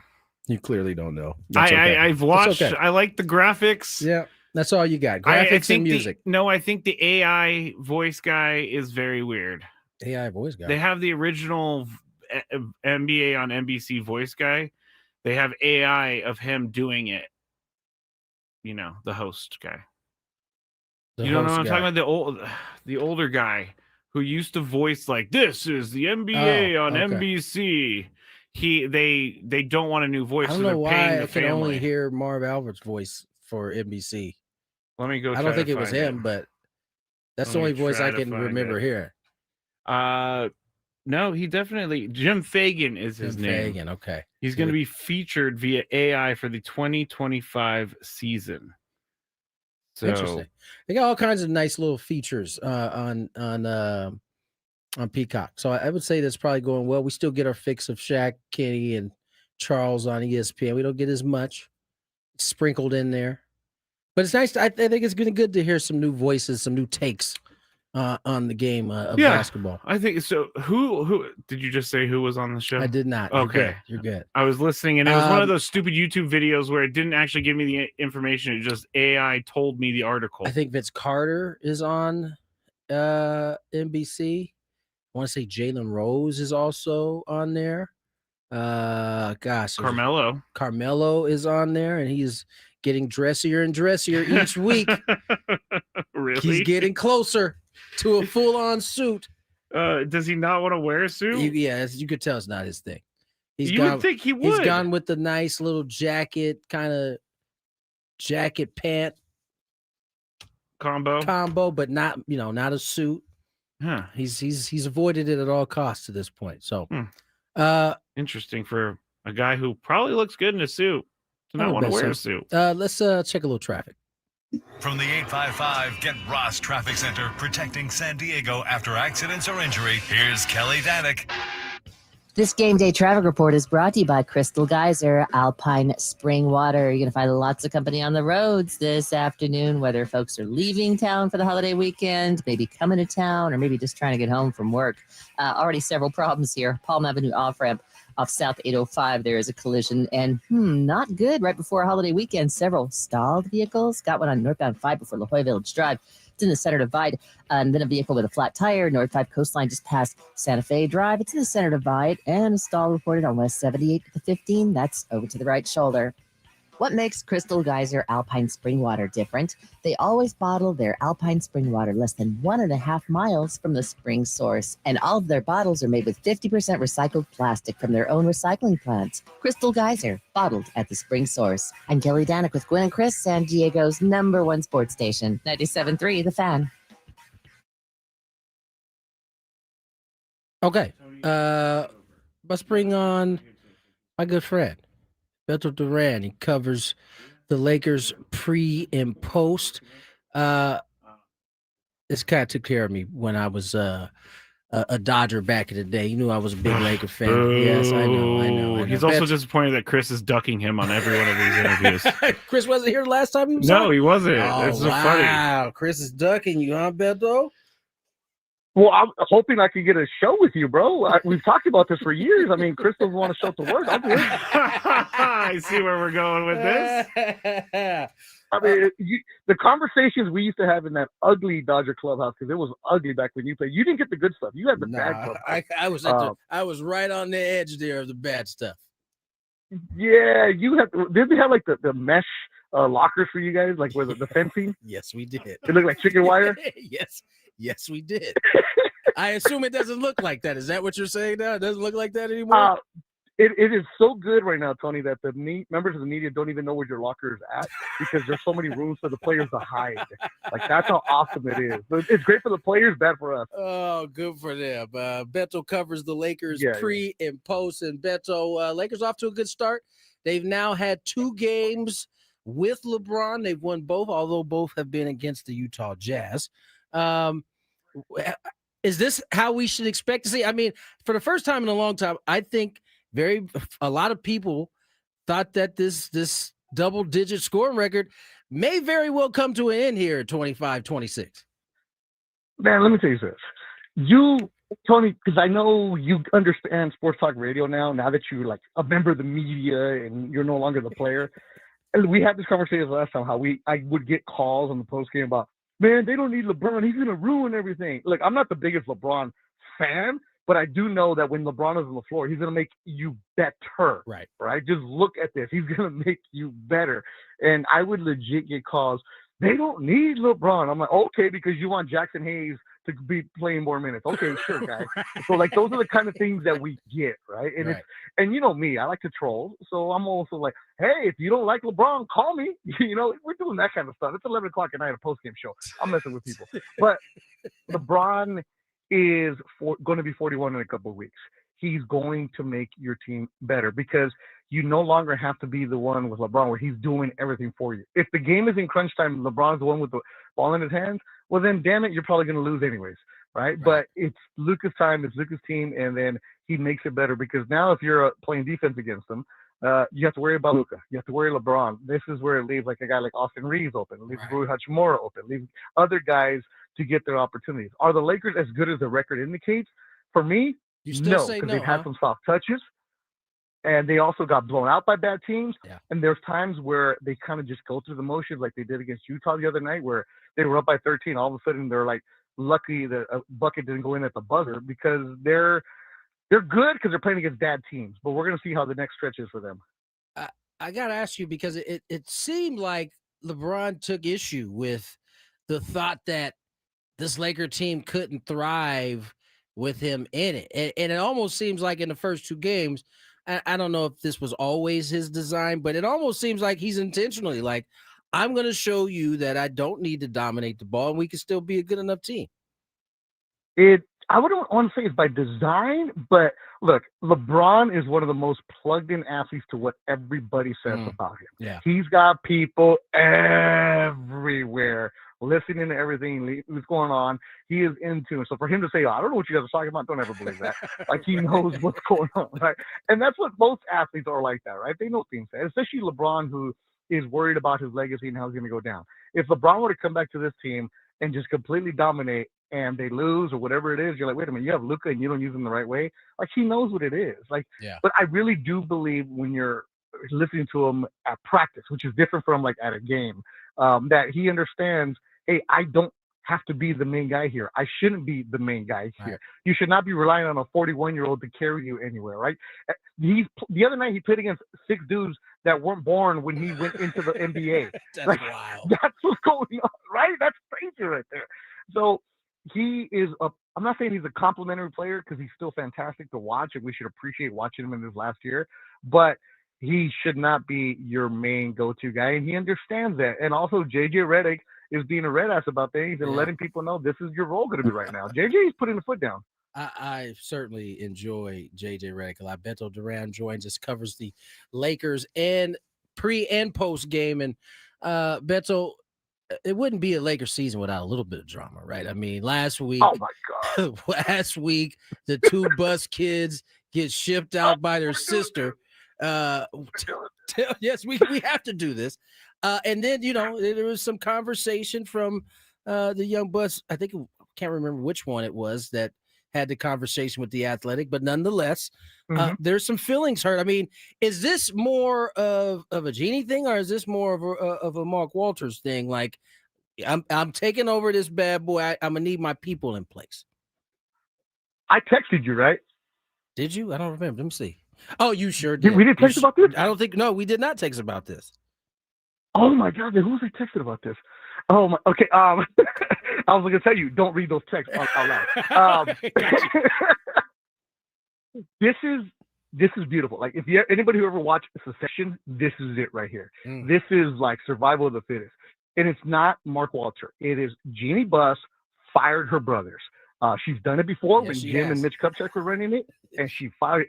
Look, you've seen how the Guggenheim team does organizations, right? They buy a team, they move and look what's going on, and they let everybody there take care of business.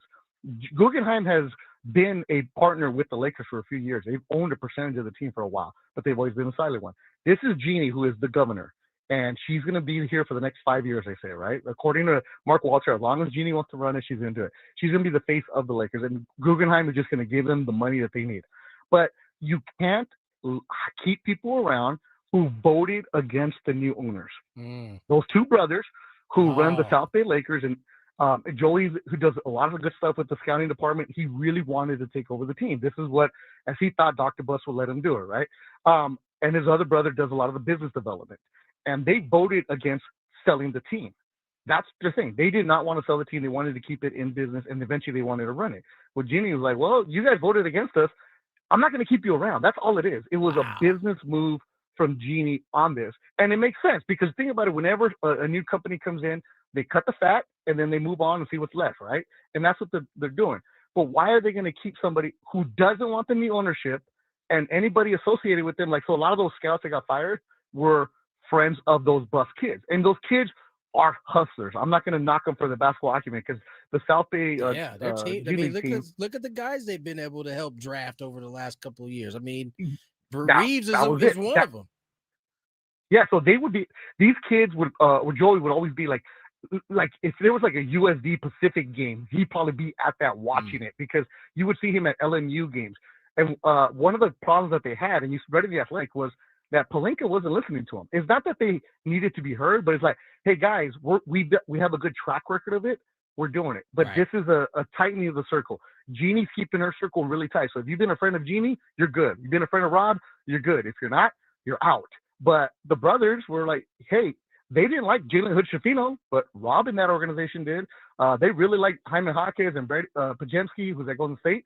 But you know, the Lakers drafting hasn't been well, and a lot of that has to do with Rob. And some of these brothers were like, what are we doing here? And they weren't listening to him. So it was a power struggle. And Jeannie's like, look, bye, and here's your $1 billion that you're about to get. Because each kid is going to get $1 billion when the sale is now that's approved. So because there's 6 kids and 66% for the Buss family. So each kid gets $1 billion. Wow. Like, all right, cool, fire me, but I'm gonna get $1 billion. But they didn't want the money. They wanted to be involved with the Lakers.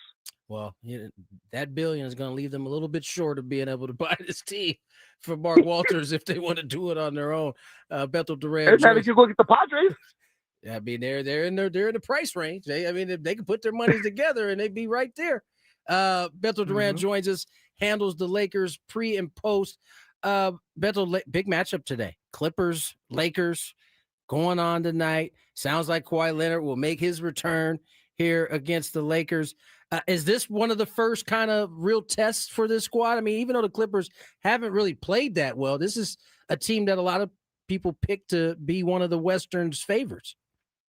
Nah, it's not a real test because the Clippers are banged up right now. And it sucks because you want to see the best against the best. And I love Kawhi. I love watching him doing, Chris Paul announcing his retirement, but they're not up to par right now. They're not a good team right now. They're bad record, guys missing, not playing well. But then again, I wouldn't be surprised if they come and throw everything at them and you have a tight game. Because the Lakers, I said it before, they're not good enough to just run teams out of the building. Like they have lapses where they're not doing well. And if you look at the three-point shooting, Luka puts up big numbers, and next you know he's like 1 for 12 from 3. Austin Reeves can't hit a 3. Like that's been overshadowed because they've been winning. But it should be a fun game tonight. But it's on NBC. It's a prime game. It's a Peacock game, right? Yeah. So it's a 8-12 tip-off, bro. 8-12 is the tip-off tonight. Yes. That's crazy late. 8-12, huh? 8-12. And if the game before it is running a little bit later, they're gonna wait for it. So, wow, it's gonna be a 9 o'clock. You want to do post game tonight?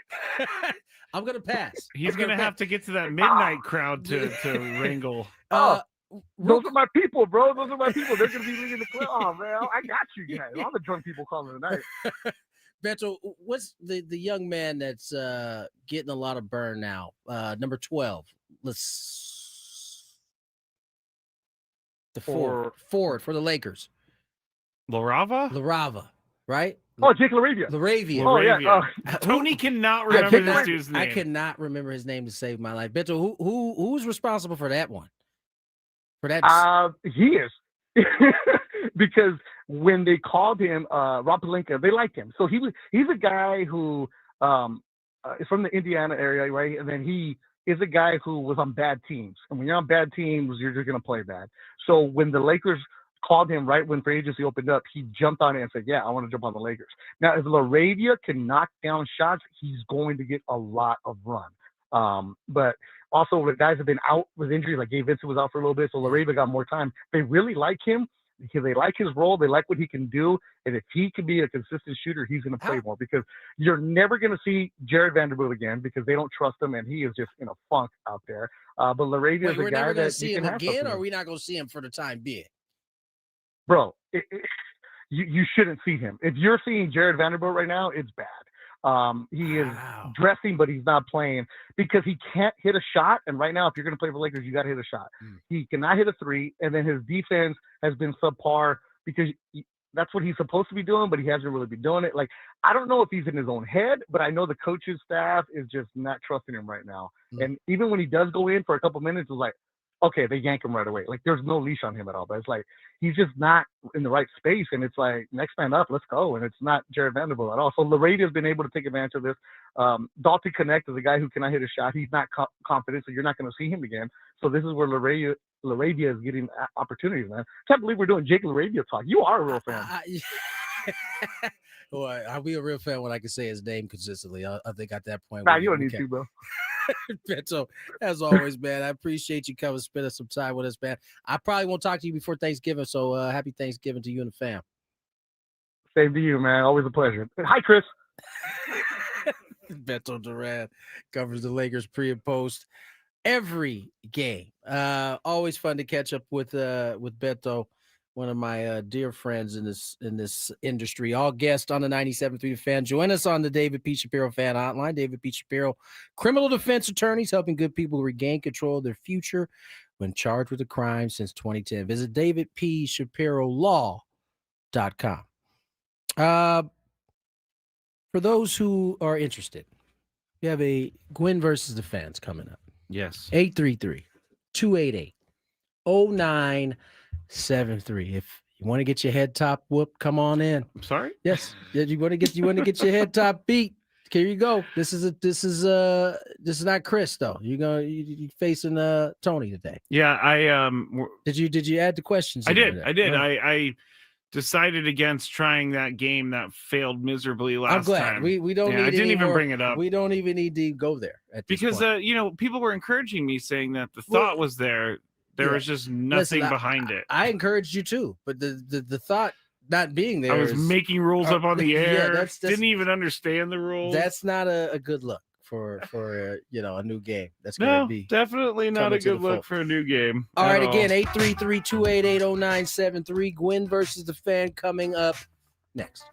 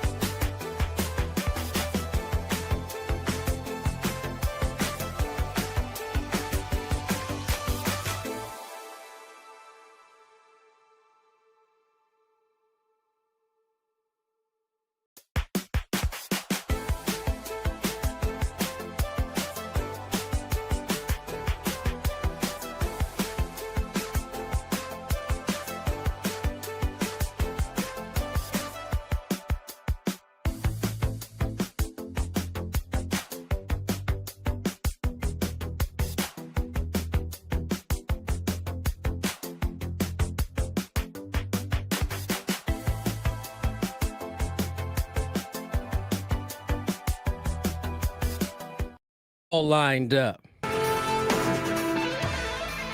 Phone lines is full. Ready to play some Gwynn versus the Fans. In case you didn't get the number, 833-288-0973.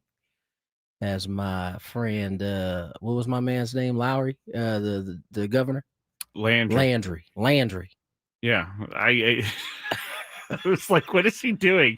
Yes, Jeff Landry. Jeff Landry. Do you have to have a Creole accent if you're the governor of Louisiana? Yeah, I think you kind of do. You got to have it. I got to feel it. Yeah, you're the governor. You feel it straight. I mean, that's why Brian Kelly tried to change his accent when he got hired by LSU. Very unsuccessfully. Wasn't good. It wasn't good at all. That might have been the end before it ever started. The fake I still don't know what he was going Creole accent.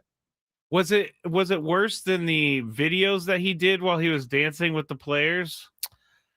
I think it was because, if I'm not mistaken, it was at the basketball game, and it seemed like it was a lot of people in there. Like, what is he doing? that was the look that everybody was like, "What is he? Is he really doing an accent right now?" Still need to pay the man, though. Yeah, hate to tell you that. Yeah, I agree. All right. Well, I guess we need wait no longer. Let's play some Gwynn versus the Fan. Oh, that's right. If you had one shot, one opportunity to take down the... Give me a second. Oh, you got to put your other song on. Yes. We have to make this Gwynn versus the Fans. And I'm not getting this quick enough. I'm gonna let you hang on this one.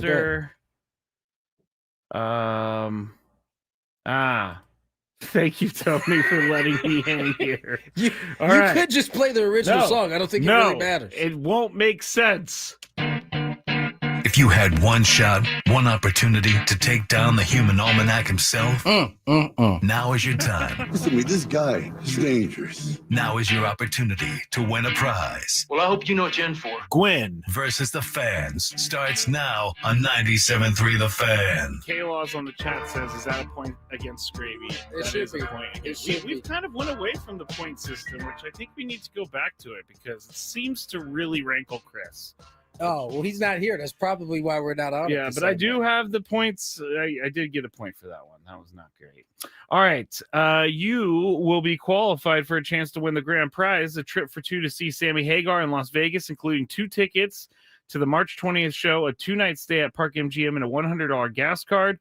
Sammy Hagar returns to Las Vegas with his Best of All Worlds Las Vegas residency. Get ready to rock with your favorite hits from the Van Halen years, Sammy solo hits, and more only in Las Vegas this March 11th through the 21st and September 18th through the 26th at Dolby Live at Park MGM. Tickets at Ticketmaster.com. The rules. You have to make it through 3 questions. Each question will get more difficult. If you get the question right, you move on. If you get it wrong and Tony gets it right, you're eliminated. But if Tony gets it wrong, then you move on to the next question or you win. If you're a first-time player, let us know before you get into it, and you'll get that first question for free today. All right. Let's go to our first contestant. Who should we go with today? Let's go with Ricky. Hello, Ricky. Hello, Ricky. Hello, how you guys doing? Doing Pretty well, good. my friend. You ready to play? All right. I'm ready to play. Let's do it. All right, here we go. What basketball team beat the Aztecs last night? Michigan. Michigan is correct. Let's hope they get a win tonight. All right, Ricky, moving on to question number 2. Which current starting NFL quarterback averaged the most passing yards per game? I'm going to go with most passing yards per game. I'm going to go with Drake May. Drake May. Stay there, though. Oh. Stay there, though. Who's having a good year statistically? It's a good place to start. Because a lot of times you get flooded by your fantasy points as you start thinking about Oh, this. yeah, all the time. And so I'm just why I said statistically.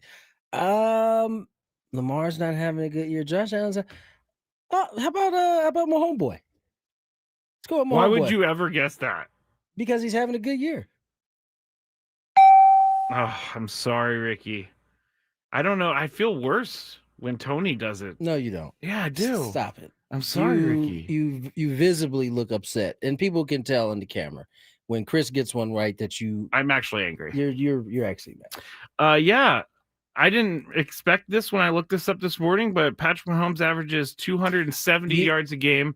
Jameis Winston is actually first before anybody comes at me, but he's only started 2 games, or he's only played in 2 games. Drake May is on the list, but he's played 12 games instead of the 11.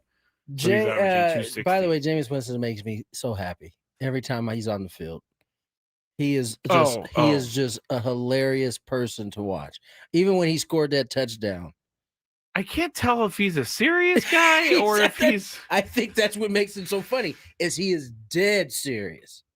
Yeah, he is, and he believes everything that he says. I mean, the way he scored that touchdown, and then him and the wide receiver, the lineman, hit the little dance at the same time. It was like they had been practicing that for like a week. I did see that. I did see that, and thought that was pretty fun. I thought that was great. All right, let's go to Jeremy now. Hello, Jeremy. Hello, Jeremy. Hey, how's it going, guys? Pretty good, my friend. Ready to play? Let's do it. All right, here we go. In which sport, sometimes played on the beach, would you hear the terms bump, set, and spike? Volleyball. Volleyball is correct. Nice job. All right, question number 2. Who are the 2 quarterbacks tied for the most interceptions in the NFL right now? Oh, wow. I'm going to pass. You're going to pass. All right. Tony doesn't like that move. I can see it in his face. I'm going to say it's the Raiders quarterback, Geno Smith. The Raiders. Who's the other? Oh, I got to give you 2? Yeah. What kind of nonsense is that? I said, who are the 2 It's a question number 2. I was kind of nonsense. Let's say Geno. Who else is poor? I mean, Cleveland's had too many quarterbacks, so it can't be one of them. How about Joe Flacco? Joe Flacco. That is actually a really good guess, but it's the incorrect one. I wish Chris was here because Tua Tagovailoa. He's won. Chris would have got that one at least for sure. Yeah, it's Geno and Tua. Geno was right. Yeah, both of them are right. Yeah, 13 interceptions so far on the league. Geno's been sacked 41 times, yet Pete Carroll's son still has a job. All right, let's go to question. You're still alive, Jeremy. Let's go to question number 3. All right. Why was the 1919 NHL Stanley Cup final canceled? This is ridiculous. What happened in 19? Jeremy. I'm gonna pass. Yeah. Oh, you're gonna pass. Okay, I think we talked about this, but this is okay for now. Only one pass going forward. When did we talk about that? Last week. We said you can't just pass your way to the win. You can't. I never said that. I think that's a terrible I rule. made a determination. Okay, so you made this. 1919. What could I wrote this question for Chris because he was there. What could have happened that would cancel a game? Just a game? It canceled the entire Stanley Cup final. 1919. I mean, I know like the Rudy Gobert wasn't around. The Spanish flu happened around that time, but I don't know if that's what we're talking about. I don't know. Your answer is I don't know? My answer is I don't know. My goodness, Tony, you said it. It was the Spanish flu. Oh, wow. Wow, Jeremy, you are the winner. You hang on to on the line because I need to get your information. I guess I should have just said go with that, huh? Who knew you were a virologist? I'm not, but I know that that's like the big thing that happened around that time. I guess we did learn that during COVID. We learned about all. We learned a lot about that kind of Black stuff. Plague, all that stuff. Wow, nice job. Well, I didn't actually. It's not a nice job. I didn't actually win. I was just impressed that you said Spanish flu. I never thought in a million years. All right. I mean, listen, in our country, there's not very many things that's going to stop a sporting event. War, right, and a terrible flu. Right. That's pretty true. much. That's pretty much it. I mean, if we're being real, COVID couldn't even fully stop. Yeah. The the sports we had here. That is true. That is true. There was always those guys that were trying to get the sports in, like WWE. Definitely not. Don't mind. Didn't mind course, it. of Didn't course. mind it at all. Do you remember those days? I feel try like not I to kind of remember. blacked those days out a little bit. I just remember being in my game room for just absurd amount of time. Like 9 months. Ugh. I do remember when it finally seemed like when they had like the spring training in the stadiums. Oh yeah. That was it's like, oh, we're getting close. I remember listening to you guys, you and Jesse, on the way home because I was really curious about the piped in audience noise. Well, remember, I wasn't doing games yet. I mean, I might have did a couple. I don't know if I did any games that really, it was year. that long ago. Yes, I didn't start full time until the following year. So I don't remember if I did any games in that 2020 season, but I do remember showing up to the studio and like it was wild. Because I was just excited to hear baseball on the radio again. That was crazy. Then they did the bubble for the basketball. Listen to the stories about that from those guys who were there is some crazy stuff happened. I mean, you put a bunch of NBA players in a bubble. What is going to happen? It's like I'm sure that would have been. He said it's like I'm sure that was crazy. let's get to break. On the other side, we got a little traffic. What you got? Can we talk about the Brandon Ayuk situation? You have to fill me in on it because there's more. I know that they took away his guaranteed money. At least that was just recently reported. There's more about it. Yes. All right. Yeah. Brandon Ayuk certainly is not on the same page with his organization, the San Francisco 49ers. This is now the second time Skraby has found a way to talk Niners. We'll do it in the next segment. More Gwynn and Chris on the other side. Traffic's going to be at the end of the segment. I should have said that too.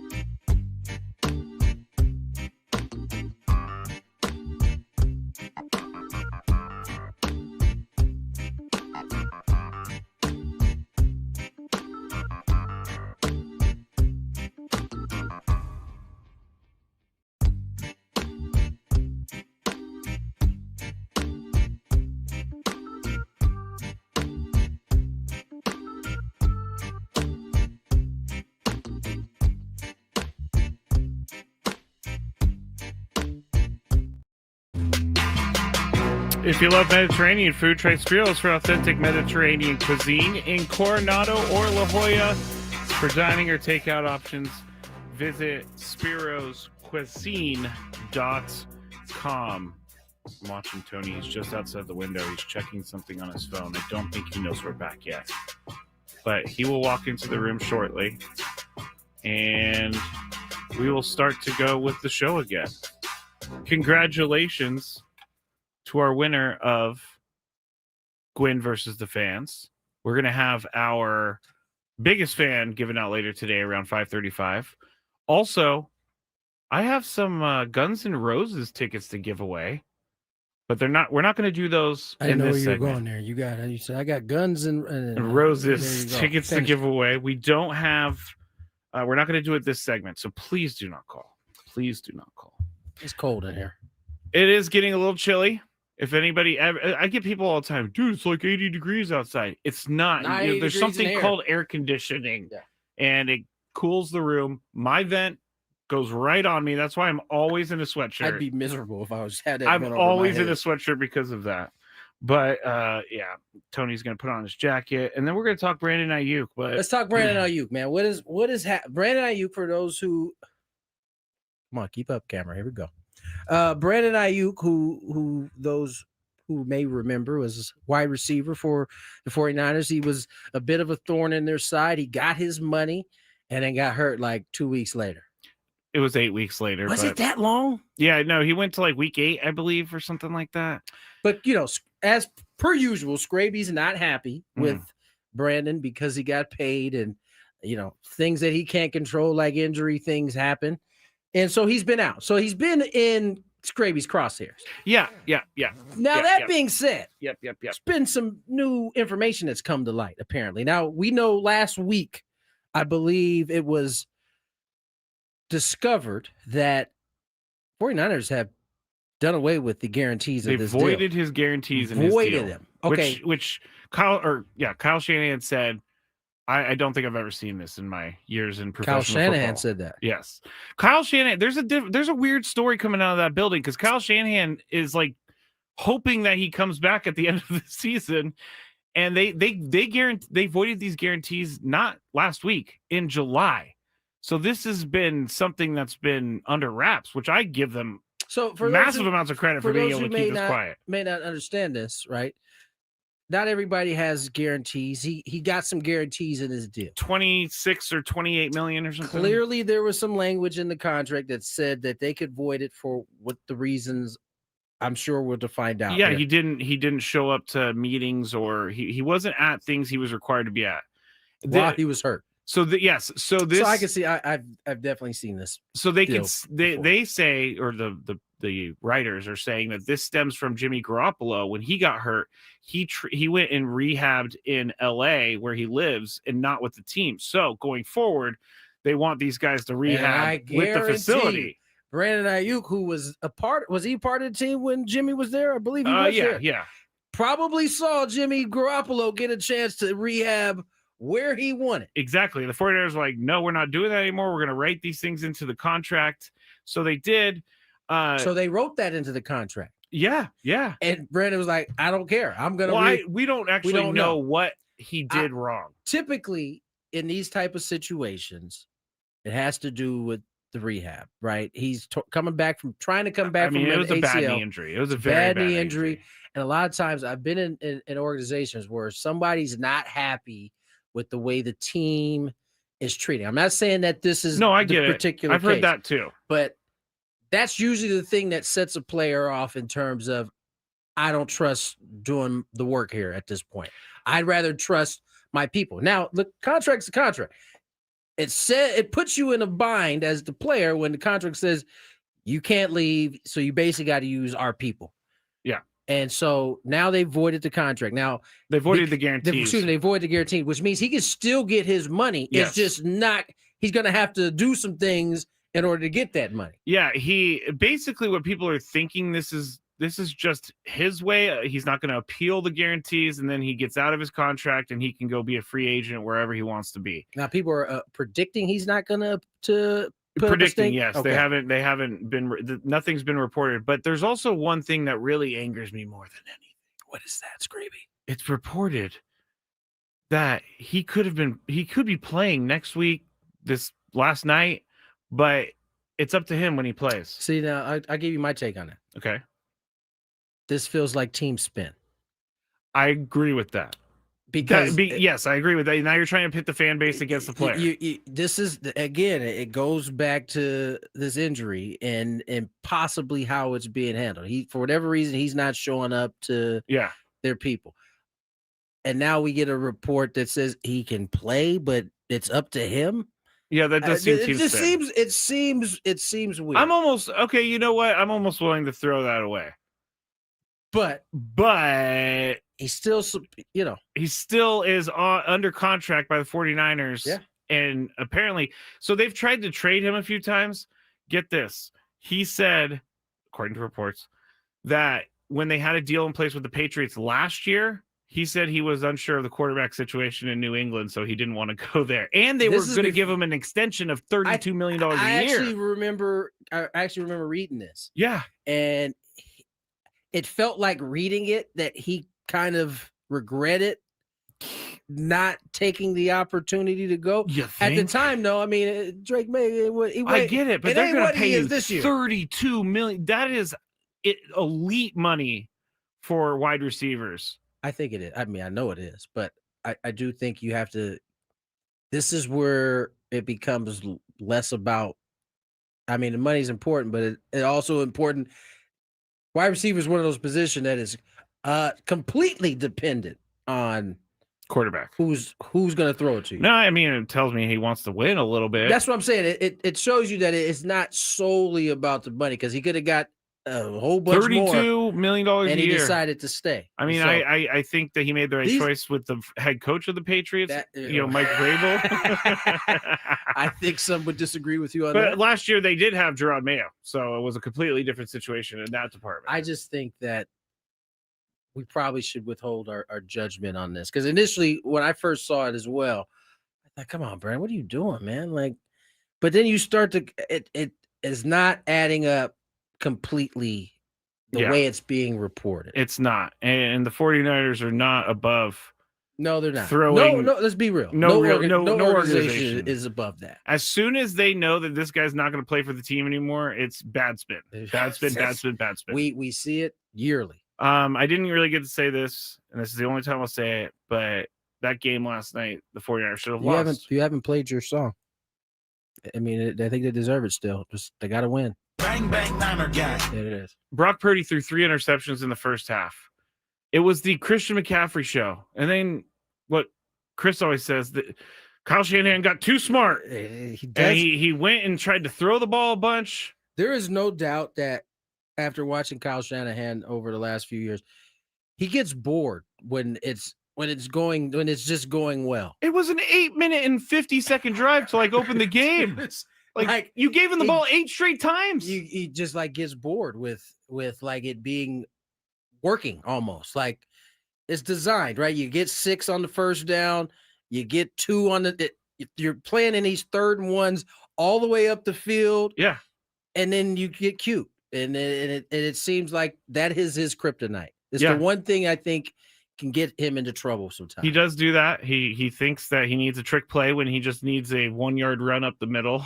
And coaches do this all over the place. 8 straight times.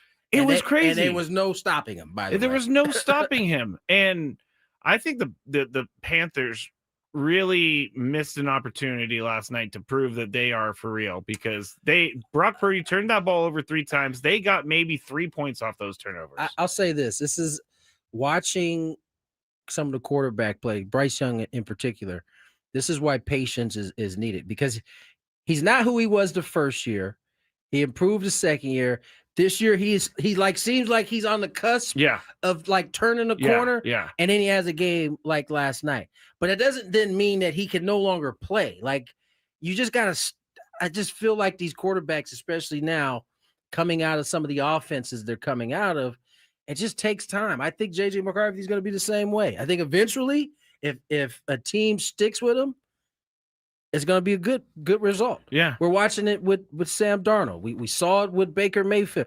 I'm convinced now that if Sam Darnold would have just been left alone and had the same people, he's literally had like a different coordinator every year. I think he's been in the league. And he was with the Jets. Right. Which And we he all started know. with the We Jets. all know how the Jets are run. They ain't been right. Woody in a long Johnson time. loves it. Oh, man. All right, let's get to break. When we come back, Big Five. Last Big Five of the week. Skraby, is it any good? Oh, it's definitely good. One of the Would Panthers. you tell me if it was bad? Yes. I don't I think you said would. that a couple weeks ago. I said this is Oh, not you my sure- it's not my strongest. You sure did. But You there's sure a Carolina Panther who got suspended for a game for punching someone in the wrong area. We got to talk about some of the We will. behaviors. We will. Also, Players Era Tournament is killing the Maui Invitational. Sad. I got some feelings about it. I'm sure you All do. right, All right, on the let's other get side. to the other side. Got it.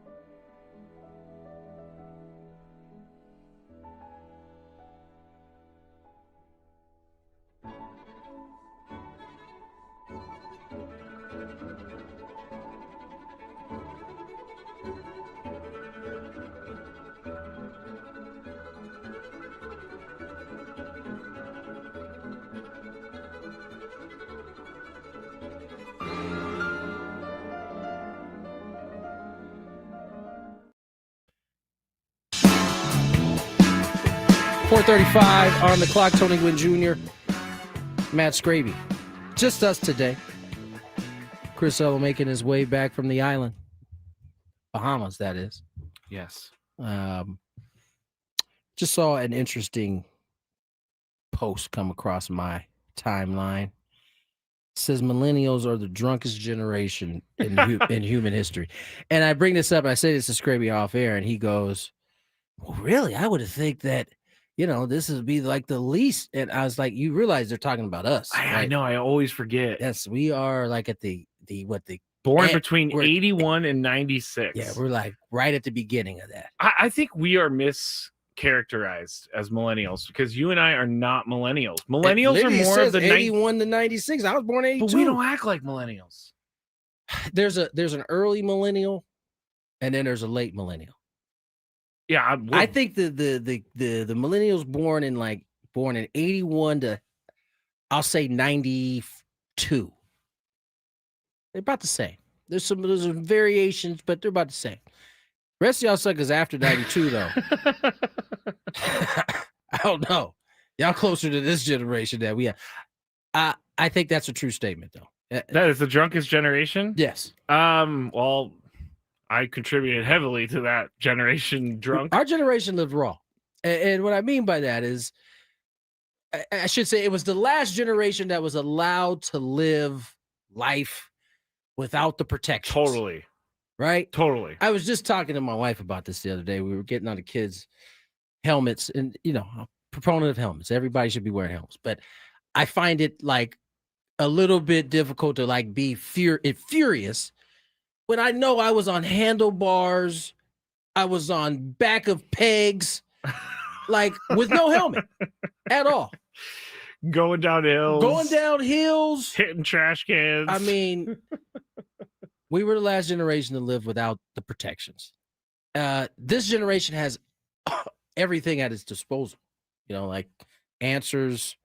I mean, they got it all. They don't have the street smarts that I think millennials have. I actually at least early millennials. No, you're right. I actually really appreciate that. I grew up like with no technology and then having technology. Like we went from like Atari, that was like the first game, Nintendo to like now it's PS5, virtual reality. I mean, I said this to my kids. The original games that we played really is like the equivalent of stick figures. It's true. Compared to what these kids are playing now. I'm not kidding, Tony. When we got a computer as a family, the first thing I did was type. Do you remember? I was excited to type. Do you remember what Oregon Trail looked like? Of course. It was so pixelated. It's just, you know how many times my daughter died of dysteria or whatever it's called, or gets bit by a snake? Yeah, bad. I was having this conversation with someone the other day because we have a really different idea of social media. Like, I don't like to live my life on social media. This person doesn't necessarily like to live their life on social media too, but they also like to do the certain things, like they do the birthday posts and things like that. And I was like, I don't do that. It's funny. I had to like untrain myself because you start to fall into that pattern, right? I do see how this generation can get FOMO, right? Fear of missing out. Yeah. Right, because someone posts a birthday post, you kind of I didn't get invited. You kind of feel like you got to do the same thing when it's your turn. See, You know what I'm saying? Like, and it just kind of builds and builds and builds. And it's like, you know what? It's perfectly fine when I wasn't posting anything. Yeah, me too. I don't have to do this. I know, and in our job, it's like I like to connect with people, but it's for sure. But for me, I don't. It's overwhelming just because I've never really been a social media person. Yeah, no, it's these kids are they got it different for sure. I'm getting texts like crazy about how funny dysentery was. I mean, measles. You can get got by measles. Don't try to cross that river with too much weight on. No, you're gonna lose all of your meat. You're gonna lose all of your salt, your yolks. That was like the thing to do in Montessori when I was a kid. Like sneak off and get a couple rounds of Oregon Trail. How about Where in the World is Carmen Sandiego? Remember that one? Of course. Where in the world is Carmen Sandiego? Oh, it was time to be alive back in the 80s, 90s. Let's get to our big five after some traffic. From the 855 Get Ross Traffic Center, protecting San Diego after accidents or injury, here's Kelly Danick. Traffic is brought to you by Valvoline Instant Oil Change. Well, for the most part, folks are doing a pretty good job of staying out of trouble on our roads. We do have reports, however, of a stalled vehicle in the slow lane, south on 15 right past the 8. Also traveling on East 8 before Severn. Stalled ice cream truck in the right lane. Yeah, continue to take it extra carefully there, guys. As you know, one of the busiest travel days of the year, and a lot of folks coming to town, leaving town, or maybe just trying to get home from work. A message from Valvoline Instant Oil Change. You can't avoid holiday traffic or your relatives, but you can avoid car trouble. Swing by Valvoline Instant Oil Change before Thanksgiving. It's your 15-minute drive-through oil change. No appointment needed. Find your nearest location and grab money-saving coupons at SoCalOilChange.com. That's SoCalOilChange.com.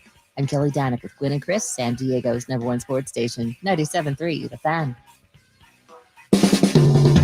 It's that time of the show when we check on the latest in sports. Only the most important topics and questions are brought to light. Stop what you're doing and listen. These news stories will astound and amaze you. The one, the only.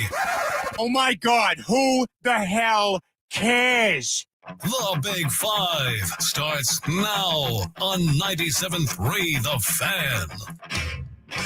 You know, we're not ready for the Big Five yet because we need to get some more information, Tony, on. Or you want to do that? Let's do it later. We'll go to it later. Tony was reading me some stats on the generation, millennial generation. Man, we killing it in terms of alcohol. Like, I can't disagree. We'll get to it. We'll get to it more. Okay. First one, let's go there. That's always a good place to start. Eric Morris, who led North Texas to a 10-1 record this season, was hired as Oklahoma State's next coach, it announced today. Morris is going to remain with the Mean Green through the regular season and any potential American Conference title game or CFP playoff appearance. He takes over a struggling Oklahoma State program. Tony, they're 1-10 this year. I don't know that the last time Oklahoma State was 1-10, and they're 0-17 in Big 12 play over the last 2 seasons. Oklahoma State AD Chad Weiberg said Morris has proven his ability to build and lead winning football programs and has consistently identified, recruited, and developed some of the best players in college football. So, Tony, you're up first. You're going to be the athletic director. Would you gravitate towards hiring someone like Eric Morris, or would you gravitate towards someone like James Franklin? Good question. Thank you. I think I would, if in order for me to gravitate to someone like Morris, I'd have to like be in on the ground floor and truly know what I'm getting in order to feel comfortable with a decision like this. Because I also know if Morris comes in and he is bad, my job is probably on the line just as much. I don't know that it's any different. Matter of fact, I think you may have a better chance of keeping your job if someone like James Franklin fails versus Morris, right? Because one you're taking a shot. Right. On one guy is a proven commodity, at least in terms of being able to turn your program around, and at least have you in the conversation for this playoff. And one is, although seemingly a terrific coach, you don't know if he could do it on the big stage. This is a risk. Yes. And so for that reason, because this kind of goes back to the argument that Chris was making yesterday about why, I don't think it was on the overtime he was making this point. Can't remember, but why not go after, instead of a Lane Kiffin type name, you go after a coach like this, who is an up and coming guy that has turned a smaller program like North Texas, who, by the way, will be in, I believe, the Pac-12. I think you're right. Next year with the San Diego State Aztecs. Good, get them out of here. Well, they're going to be needing to hire probably a specific name to come into the Pac-12. That's how they're probably feeling, North Texas. Interesting. But yeah, if I was AD, I think I would probably be thinking about my own circumstances as well. And I think James Franklin sets me up to at least have a fall guy. Yeah, like I mean, we all thought it was going to work out. Right. Yeah, no, that changed me on this because I was immediately going to say I'm going to go for the Eric Morris type of guy every time. But you're right. This is likely Chad Weiberg's maybe only hire for football. And if he doesn't get it right, then he's gone. So you can go with the James Franklin, like you said, and have a fall guy. But I would much rather feel like a genius and poach the guy who's great. The risk versus reward. I mean, I think it's a high risk, but I think it's also huge high reward. Yeah. Now it looks like, you're the genius out here picking these talented coaches. Yes. Brandon says a name like Sean Lewis. Don't say that, Brandon. Brandon's on the chat. If you would like to watch the show, you can. YouTube, just search Gwynn and Chris SD or 97.3 The Fan. You could also listen on the Odyssey app. Number 4. All right, Carolina Panthers safety Trayvon Mayrig, I think is his name. Who is this? Carolina Panthers safety. Okay. He was suspended 1 game by the NFL for unsportsmanlike conduct after hitting 49ers receiver Juwan Jennings in the groin during Monday night's 20-9 loss to the 49ers. Jennings retaliated after the game by striking him in the face. Jennings' action is going to be reviewed for a fine, but only Mayrig received a suspension. So here we go. Punching down low is 1 game, and spitting on someone is 1 game. Which is worse? I'm up first. Spitting is gross, but punching a dude down there as a cheap shot, I think that's almost below spitting. I don't know, but I would much rather be spit on than punched in the nether region during an NFL game. And the guy went straight for it. It was like spot on. It hit its target. It was diabolical. I think you get more. I think you should get more for punching someone in the nether region. Tony, which is worse here? I just think you're a weirdo if you're punching somebody in the nether agree. region. I mean, that's just. I've heard some stories of where guys like grab and twist and like fumble piles, and that's just weird. You're a weirdo. Yeah, those guys are weird though. Like it's just weird. I think spitting's worse. Okay. Why? I just think spitting. I think when you punch somebody in the nether regions, as you said, you are thinking about how to hurt this person. Yes. How to get back. Oh yeah. Yeah. When you spit on somebody, you're thinking about how can I disrespect you? That's true. The most. Like, what's the thing that I could do to you that I know 100% is going to cross the line and like infuriate you? Yeah. I just think that's worse. It's grosser for sure. I don't think it clearly doesn't hurt the same, but I'm just saying I just think that's the most disrespectful thing you could do to somebody. It's pretty disrespectful. It's pretty disrespectful. I don't know that I feel any differently about him now after I've seen him do it, but I do appreciate that he stopped lying to us, Jamar Chase. Oh, he did? Oh, yeah. He released a statement yesterday saying he was wrong and that he actually did spit. I mean, you didn't need to we saw it on camera. Interesting. He came clean on something we already knew he did. He came clean. I at least appreciate that. But I think spitting is it's just on site. Like somebody spits on you, it just has to be a fight right there. I'm surprised that Jalen Ramsey was not like more angry, having to be like pulled, like unplastering himself off of him. Yeah. Man, you swayed me again. Spitting is more disrespectful. If I walked up to you and just like in the nether regions versus that's true. If you did the latter, I would be like, what just happened? The other one, I'd be like, oh, what just happened? And I think maybe you might, it might take you a little bit to get to that anger, as it did Jennings. Oh, yeah. He immediately came off the field. Like he was looking for him. Yeah. He was looking for him. Like he got punched. He begged the referee. Referee didn't do much. And so from that point on, he was all right, fine. I'm going to get my get back as soon as this game is over. I'm looking for him. I like how Joe Buck goes, we have I can't remember the exact word he used, but we have some sort of scuffle on the field right now. And then they found the replay that showed everything. I mean, because initially it looked wild. Like, Jennings, what are you doing, man? You just punching this dude in the face. And then they find the clip, Yeah. and you see why he's like that. So okay, he deserved every bit of that. Yeah, when he originally got punched in the nether region, he backed up into Trent Williams, and Trent Williams was like, whoa, if I'm the safety, I'm running the other way if Trent Williams gets mad. I mean, to be frank, when he came over and punched him when Jennings came over and open hand punched him in his helmet, Trent Williams was hanging around there. He was. He knew what was going down. He's a perfect I'm trying to bodyguard. be away from wherever Trent Williams is. Me too. I've watched him manhandle like grown men. Yes. Probably not good for With the ease. ego. With ease. Number 3. All right, the Browns are having a terrible season, as we know, but Myles Garrett is not. I did not know this until this morning, but he has recorded 18 sacks this year through 11 That record's games. going down. Meaning, if he has 5 more sacks before the end of the year, he's going to set the all-time record for sacks at 23. So my question, Tony, with 6 games to go for the Browns, does Myles Garrett get to 25 sacks? That means that he would need 7 sacks in the next 6 games. Yes. He's getting that. He's getting the 25. He's getting that. I think he gets there easy.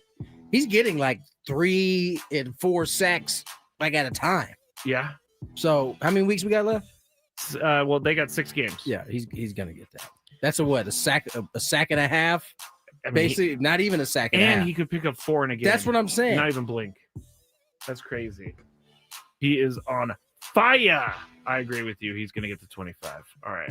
Number 2. New York City Mayor Eric Adams plans legal action regarding a brawl at UFC 322 inside Madison Square Garden on November 15th. Adams released footage showing Dylan Danis, I'm going to mispronounce these names, everyone, a former Conor McGregor teammate and members of UFC champion Islam Makhachev's team fighting on the arena floor before the main card. Adams called the assaults unacceptable, stating the NYPD is investigating and all responsible parties will be held accountable. Who's Adams? Mayor of New York City. Oh, yeah. Oh, yeah. UFC CEO Dana White permanently banned Danis, who has a history of public fights and had posted disparaging comments about Makhachev prior to the event. So I'm up first. Should these guys face charges from the NYPD? This isn't WWE. You're not fighting backstage. Like, if you're fighting, you're really fighting. You're actually fighting. I was also reading. Really? You sure? Yeah, I think so. I was also reading that the Danis guy was someone was trying to punch someone else in the back of the head, and that's where stuff gets dangerous. Do I think they should face charges? Probably. It's probably not worth it. It's probably not worth the time and effort to take these guys to court and arrest them and all this other stuff. But I would put them on notice for sure. What do you think, Tony? This is an interesting one because I actually saw Dana White reacting to this, and he claimed that it was his fault. In case you don't know, the Danis dude is like the ultimate agitator. He is in every comment trying to provoke.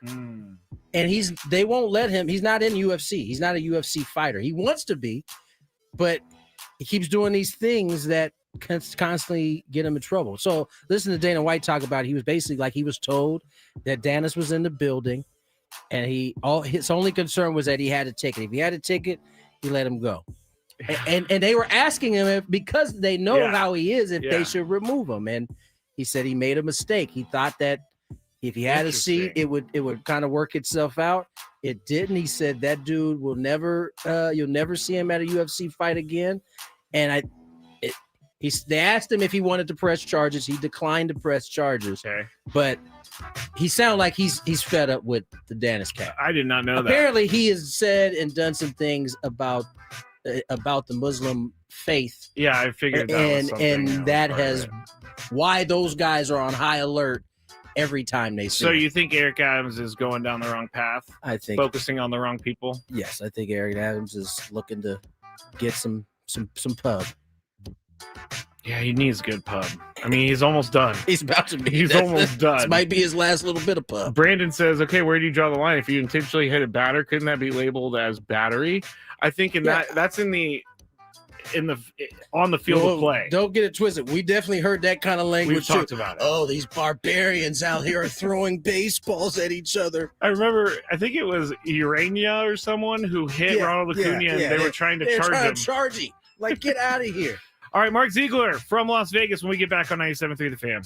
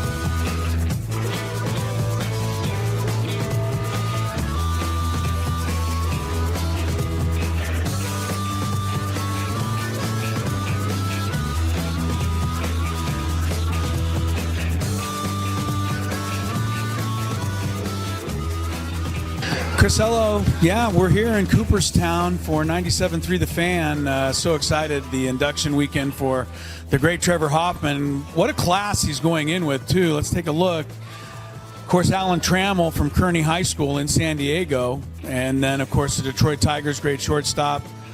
Jack Morris in a Tiger uniform there, but I always remember him pitching that 1-0 shutout in Game 7 of the 1991 World Series for the Minnesota Twins. Maybe the greatest postseason pitching performance of all time. Chipper Jones, Padre fans remember him. Every fan of a National League team remembers him because he would come in and do damage to that team. Only the second #1 overall pick in the Major League Draft, Chipper Jones, to be inducted into the Hall of Fame. The other is Ken Griffey Jr. Vladimir Guerrero. Never met a pitch he couldn't swing at. And powerhouse hitter for the Expos and then, of course, the Angels at the end of his career. Jim Thome, over 600 home runs, mostly with the Cleveland Indians. And then, the guy down here on the end who used to get all these guys out all the time, Trevor Hoffman, the greatest Padre reliever of them all.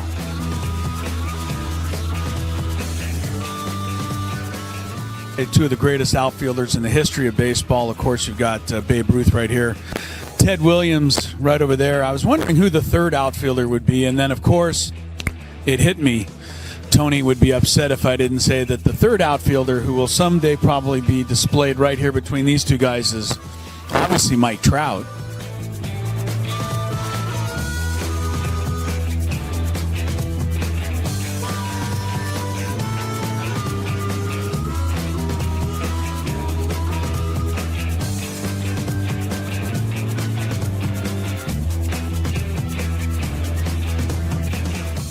And this is the San Diego Padres locker room here in Cooperstown. Obviously a couple of jerseys there and hats, gloves, all-star stuff. I think the most interesting thing in this entire display, though, especially this weekend, is a picture in the top corner of Angus Young. He's the guitarist for AC/DC, wearing a Trevor Hoffman uniform, obviously playing Hell's Bells.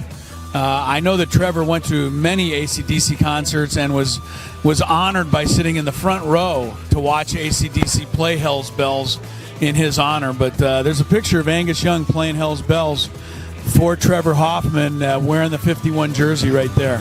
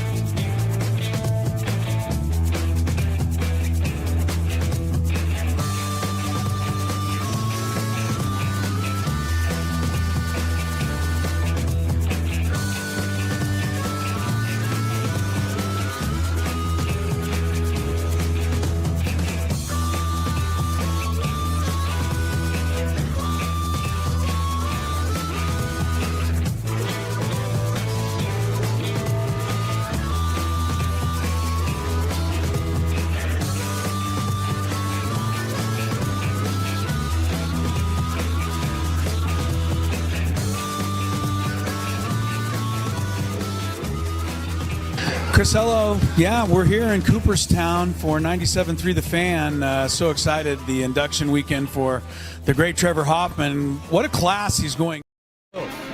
Although this first segment might not be terribly happy, Skraby and I also have something to discuss. He was just talking about backward parking, and this guy is an avid hater of backwards parking. So we'll get into it on the other side. Mark Ziegler joins us here, San Diego Union Tribune. Mark, thank you for your time. As always, my friend, how are you?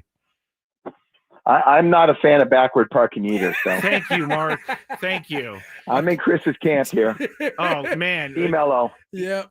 LO, you and Skraby are all a part of the non-backward. Tony keeps using the argument, what if I need to leave quicker? Hey, I'm prepared. If it like happens. you are always running from a murderer. Touche. Earthquake in the parking garage. Got to get out. Mark, last night was disappointing to say the least. I don't know. We knew it was a step up in competition. I don't know that anybody expected it to look like that. I mean, from your standpoint, what do you think went wrong for the Aztecs last night against the Michigan Wolverines? I mean, I don't even know if I know. I mean, it was as shocking to me as it probably was to anybody else. And I'm around this team. Usually I have a pretty good vibe and feel for the team. And there's a disconnect between practice and games right now because the practices, I see them going hard. They're energetic. They're willing learners. The intensity is high for the most part. There's good competition and the level is high. So that should be preparing you for games like this. And I just, what shocked me was the lack of fight. And that's something that we've seen in San Diego State teams over the last few decades. They don't get blown out. I mean, there's very few games they lose by. I remember, in recent seasons, they lose by 21. And I'm looking up going, oh my gosh, that's their worst loss in 300 games. 40? I mean, I had to go back to I was going back and going. It was 1999 with Fred Trinkle.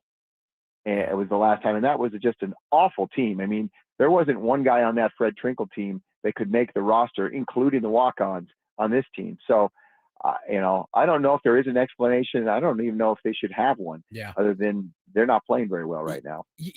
Mark, typically we have a loss, maybe not this bad, but it's usually tape fodder for Dutch the following day or whenever they get a chance to look at it. Is this one of those games that you may not even look at? I mean, how much are they going to learn from a night like last night? Yeah, I mean, it looked like from my days, and Chris will appreciate this, when you're coaching high school basketball and you just get overmatched against a team and there's really nothing you can do. And they're just coming down and they're shooting layups and they're putting the press on, they're getting easy steals and dunks, and you're just sitting there just taking it. And it felt like that. Yeah. I mean, it felt like the difference in levels was like that.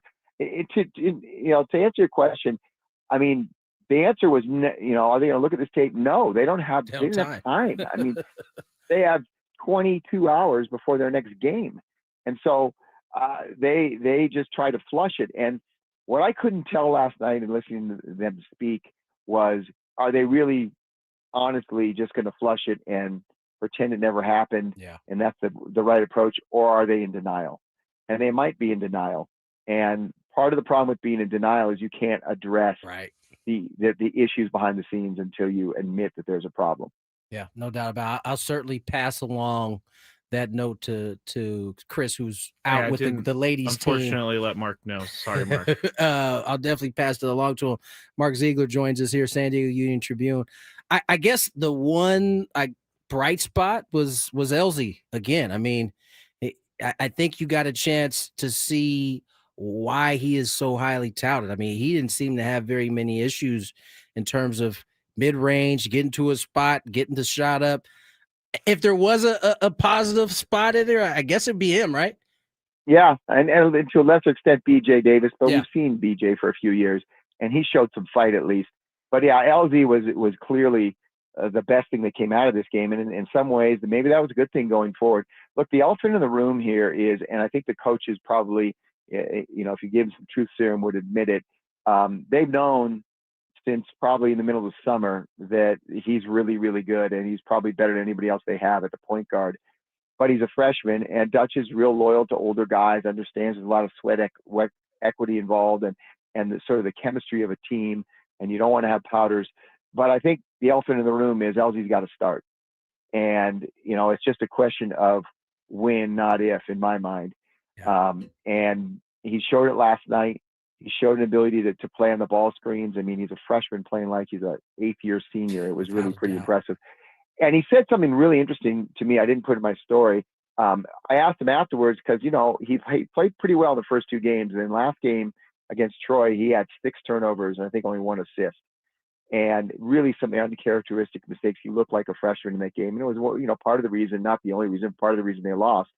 And so I said, how did you go from that to turning it around and playing as well as you did against a really good team? And he said, the first 2 games, I didn't think I played that well, but everyone kept telling me I played really well. And I started to believe them. And that was a mistake. And that's a pretty mature thing to say.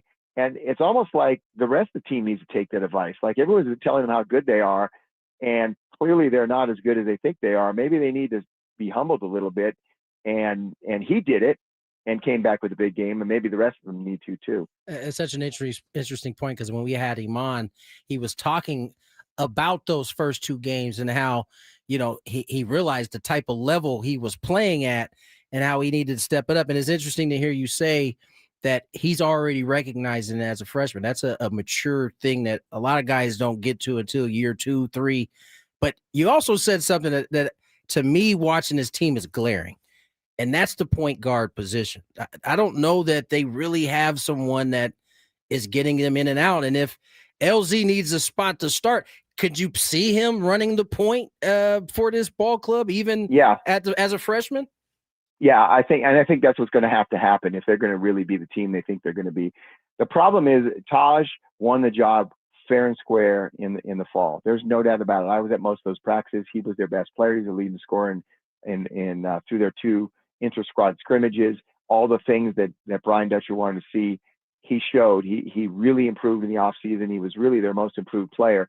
But he's kind of hit a wall now in games. And part of the problem is he's not an elite athlete. He may look like he is, but he's not an elite athlete. He doesn't have that burst to get around people. He's a big body, and that has its advantages, and he has great court vision. But he's not an elite athlete. And the second thing is he doesn't play with this sense of urgency. Maybe he does internally, but externally he looks very unpurposeful. Yeah. And I think that's in a point guard, that's sort of your leader on the floor. You need to have a little bit more energy. And then the guy they really brought in to be the point was Sean Newman Jr. He's been kind of banged up all fall, but it just looks like the jump up in level, he's really struggling with that. Maybe he'll get there, but he's not there right now. And then you look around going, well, then who's our point guard? Well, here he is. And so I think it's a question of how do you want to play the office politics here? You just throw him in there tonight and say, LZ, here's the keys, go for it.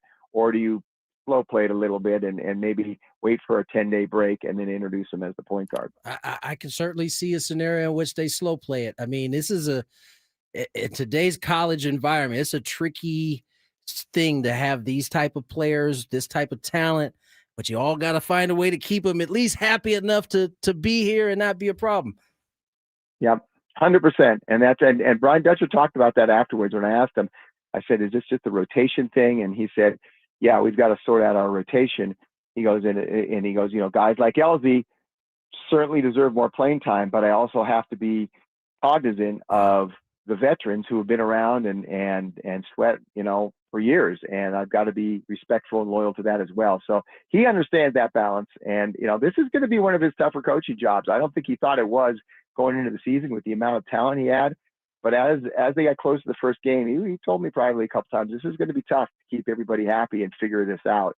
And now they got to figure it out. Unfortunately, as you said last night, they don't have time to figure it out overnight. There's no major change they can make that will miraculously turn this team around. They're just going to have to suck it up for these next 2 games, try to win at least one of them, and get back home, and then really make the hard, tough decisions.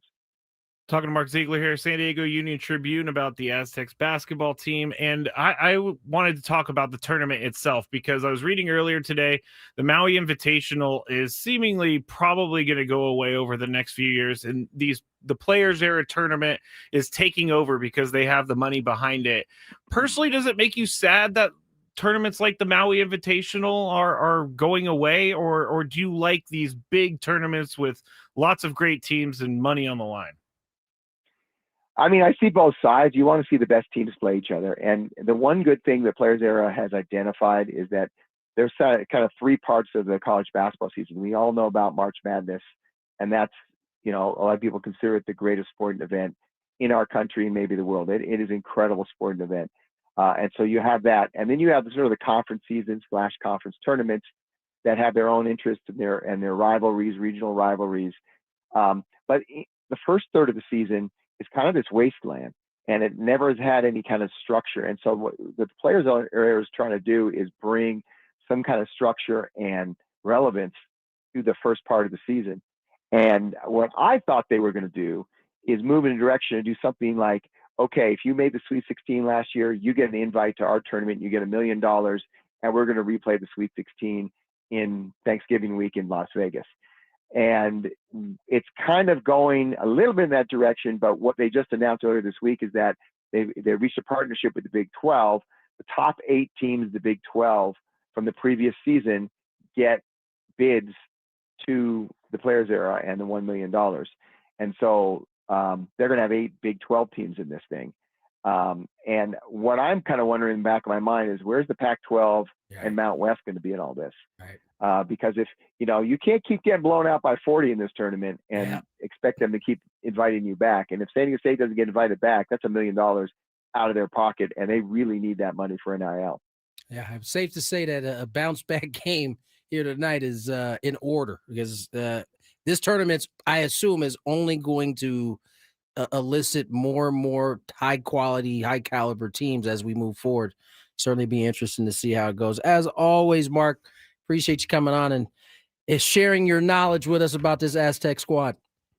All right, I'm going to go drive over to the arena, and I'm going to pull into my spot. Thank you, Mark. I appreciate that. Very good, man. Fair enough, Mark. Thanks for your time, brother.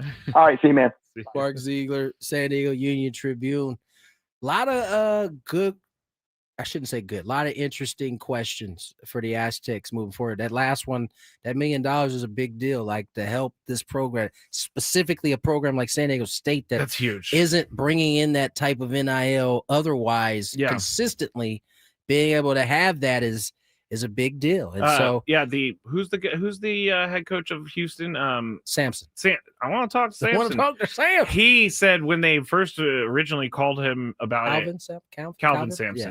When they originally called him about it, they said, "Oh, we're going to give you $1 million," and he thought it was fake. He thought it was like, no, this can't be real. This just doesn't happen. And then he got in some Zooms with them, and he realized it was real. He pretty much said he would have showed up to a parking lot with his team to play for $1 million. So it's a big deal. And I think Mark is right. Getting blown out by 40 can't help your and the thing that made me uncomfortable is they were the only team that really got blown out in yesterday's games. All the other games were somewhat close. They were.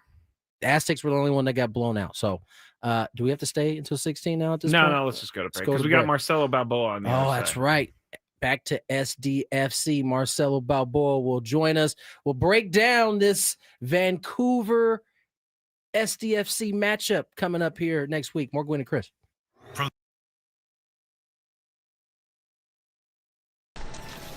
What are we doing, guys? I'm going to see the museum for the first time ever. It's going to be sweet. See my dad's plaque. See where Trevor's plaque is going to be. It's going to be pretty dope. Chris, I'm going to go to the Hall of Fame for the second time because I went earlier today, but I'm going in to see Tony go into the Hall of Fame. So all the way straight and back left. Straight back left. Straight on that back wall. This one? Yeah. How you feeling, Tony? I don't know how I'm feeling right now, honestly. Excited? I'm definitely excited. Hello. Eric, how you doing? Pretty good.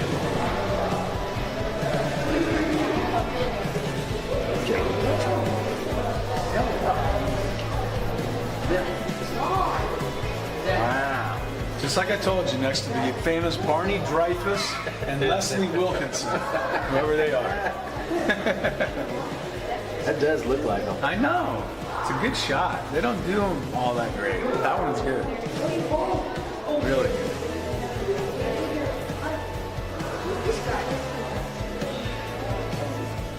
I missed a year. 300. Must have been bad. Huh? I used to be. Not anymore though. Oh, it's so cool. What team did you play on? I can give you a long list of them. Brewers, Padres, Dodgers, Phillies, Nationals. What position did you play? I played outfield. This was my dad.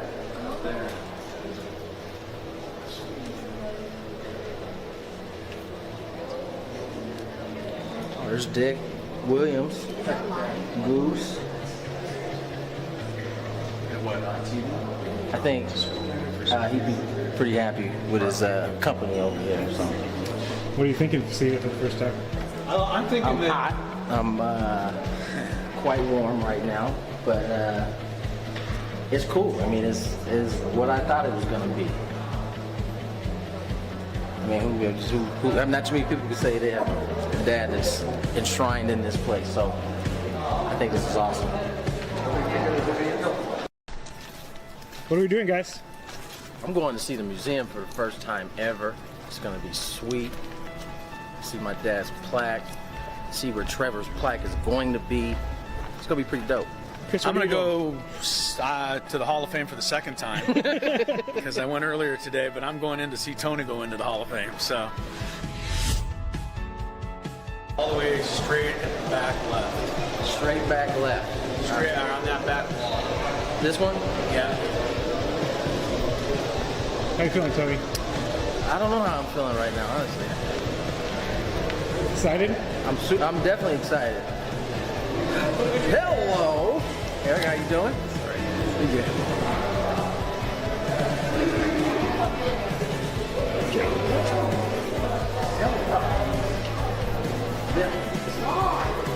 Wow. Just like I told you, next to the famous Barney Dreyfus and Leslie Wilkinson, whoever they are. That does look like them. I know. It's a good shot. They don't do them all that great. That one's good. Really good.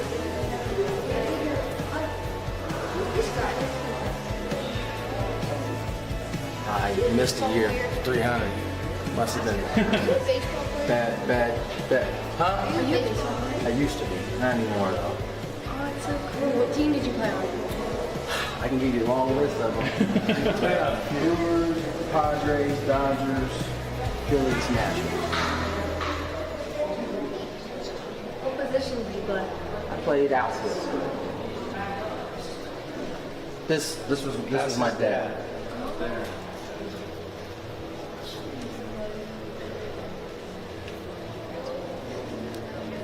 Oh, there's Dick Williams, Goose. And what, on TV? I think he'd be pretty happy with his company over here. So. What are you thinking of seeing it for the first time? I'm thinking I'm hot. I'm quite warm right now, but it's cool. I mean, it's what I thought it was going to be. I mean, not too many people can say they have a dad that's enshrined in this place. So I think this is awesome. What are we doing, guys? I'm going to see the museum for the first time ever. It's going to be sweet. See my dad's plaque. See where Trevor's plaque is going to be. It's going to be pretty dope. Chris, I'm going to go to the Hall of Fame for the second time because I went earlier today, but I'm going in to see Tony go into the Hall of Fame. So all the way straight and back left. Straight back left. Straight on that back wall. This one? Yeah. How you feeling, Tony? I don't know how I'm feeling right now, honestly. Excited? I'm definitely excited. Hello, Eric. How you doing? Pretty good.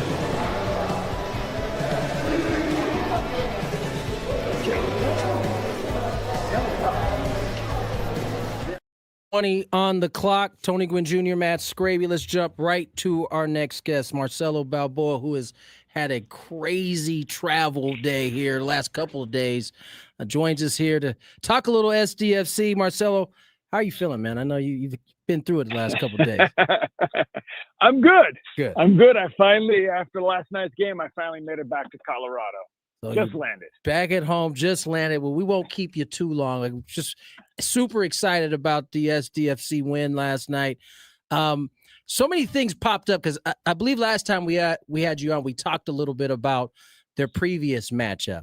And the thing that I saw last night, you could almost see the frustration starting to mount on SDFC because Minnesota just packed it in and there were just not a lot of openings. They finally ended up getting one, but you could kind of see why that team could give SDFC a little bit of problems. Big time, because when you talk about San Diego, you talk about a team that likes to play wide, that likes to play in the back of over the top of the back line, making run-ins behind that back line, and Minnesota took that away. And you did see a little frustration. It wasn't their best game, and listen, Cisniega came up huge on two plays to keep you at 0-0 at that point. So, listen, I think it's a good quality that they had to grind out a result. They had to fight to the end.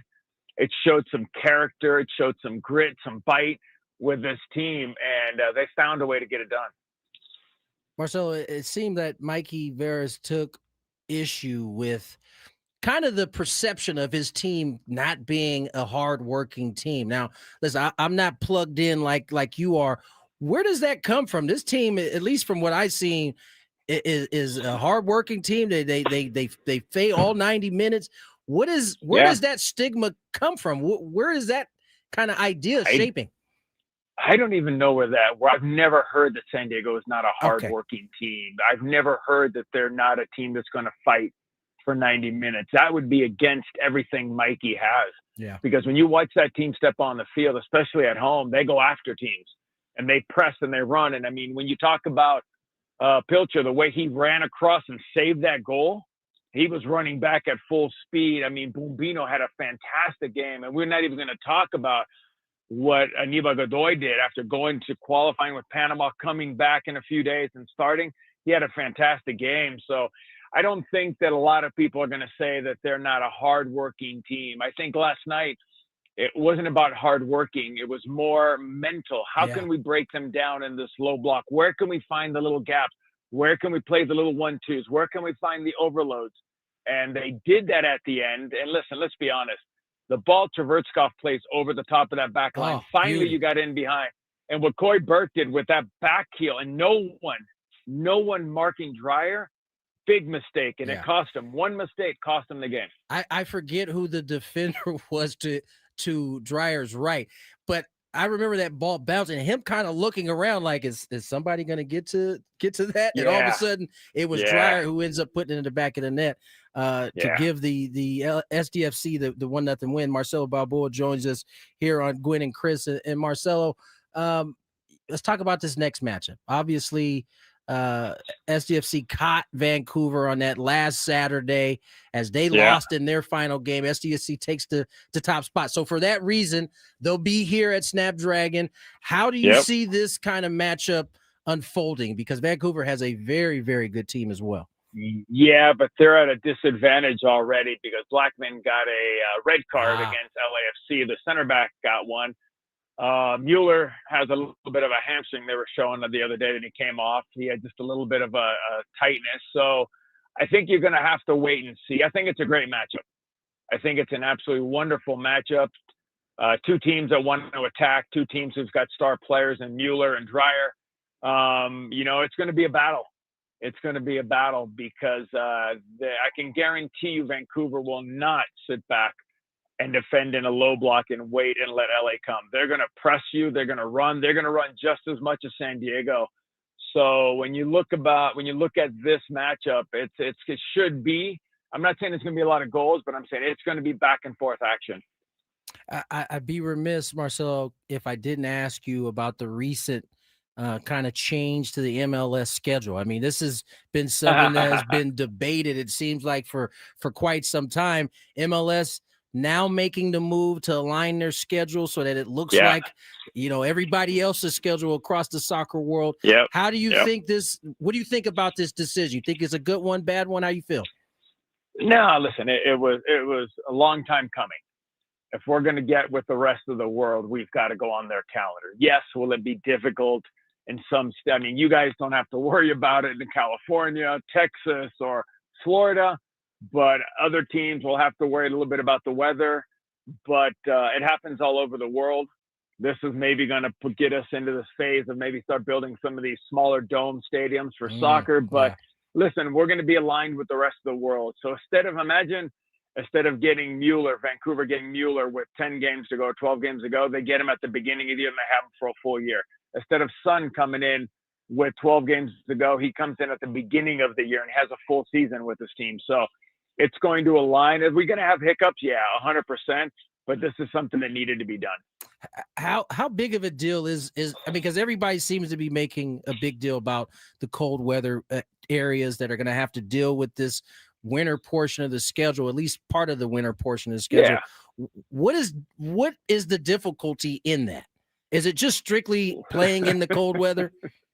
Well, listen, let's just suppose it's 20 degrees outside. There's a little bit of wind chill. Now you're dropping it down to 15 degrees. You're going to pack up all the kids and you know what I mean? Right. So the ground, sometimes it's going to be they're going to have to do more work on the fields to make them softer so they're not hard at that time of the year. So there comes a lot to it just because of the cold weather. Gotcha. Here in Colorado, the grass goes dormant. Now, how do you keep the grass green from going dormant and those kind of, you know what I mean? So listen, it's nothing that they don't do in Europe. It happens all over Europe that you're playing in the snow, you're playing in that kind of weather. So it's just something that we're going to have to get used to. And like I said, this country has turned into a soccer country. So if you're a fanatic, you'll be out there more than likely with no shirt on, waving your shirt and cheering at 15 degrees. Listen, we see it all the time in football. I don't see why we can't see it in soccer on the other side. Marcel, exactly. We certainly have appreciated you coming on and kind of schooling us on this game as SDFC has made this phenomenal run. Appreciate your time once again today, and we'll catch up again soon. Fellas, anytime. Thanks for having me. Marcelo Balboa, analyst for the MLS Season Pass on Apple Plus. And he's an Aztec for life. We can't forget that. All right, let's. He's got a very positive disposition to him. He does, and after traveling all day, I'm surprised he was that positive. I gave his handler. I gave him an out. I was like, we totally understand if he can't come on the show after being. So what happened was his pilot got sick. And so they had to call another pilot to come take the plane. Been there before. And that's on a charter flight. I've had that happen. Like, oh yeah, you reach your hours and I get a new flight, gotta get a new pilot. That is crazy. Yeah, it happens. Thank you, Marcelo, for your time. All right, let's get to break. On the other side, we'll have our interview of the week, which happens to be was Ryan Philly with us earlier? I think we stick with the SDFC talk. It's listen, they're on the cusp of doing something, and I know soccer fans. I know it would happen a long time ago, but they haven't done in major soccer. We haven't had it here in San Diego. So we're gonna stick with it. More on that on the other side.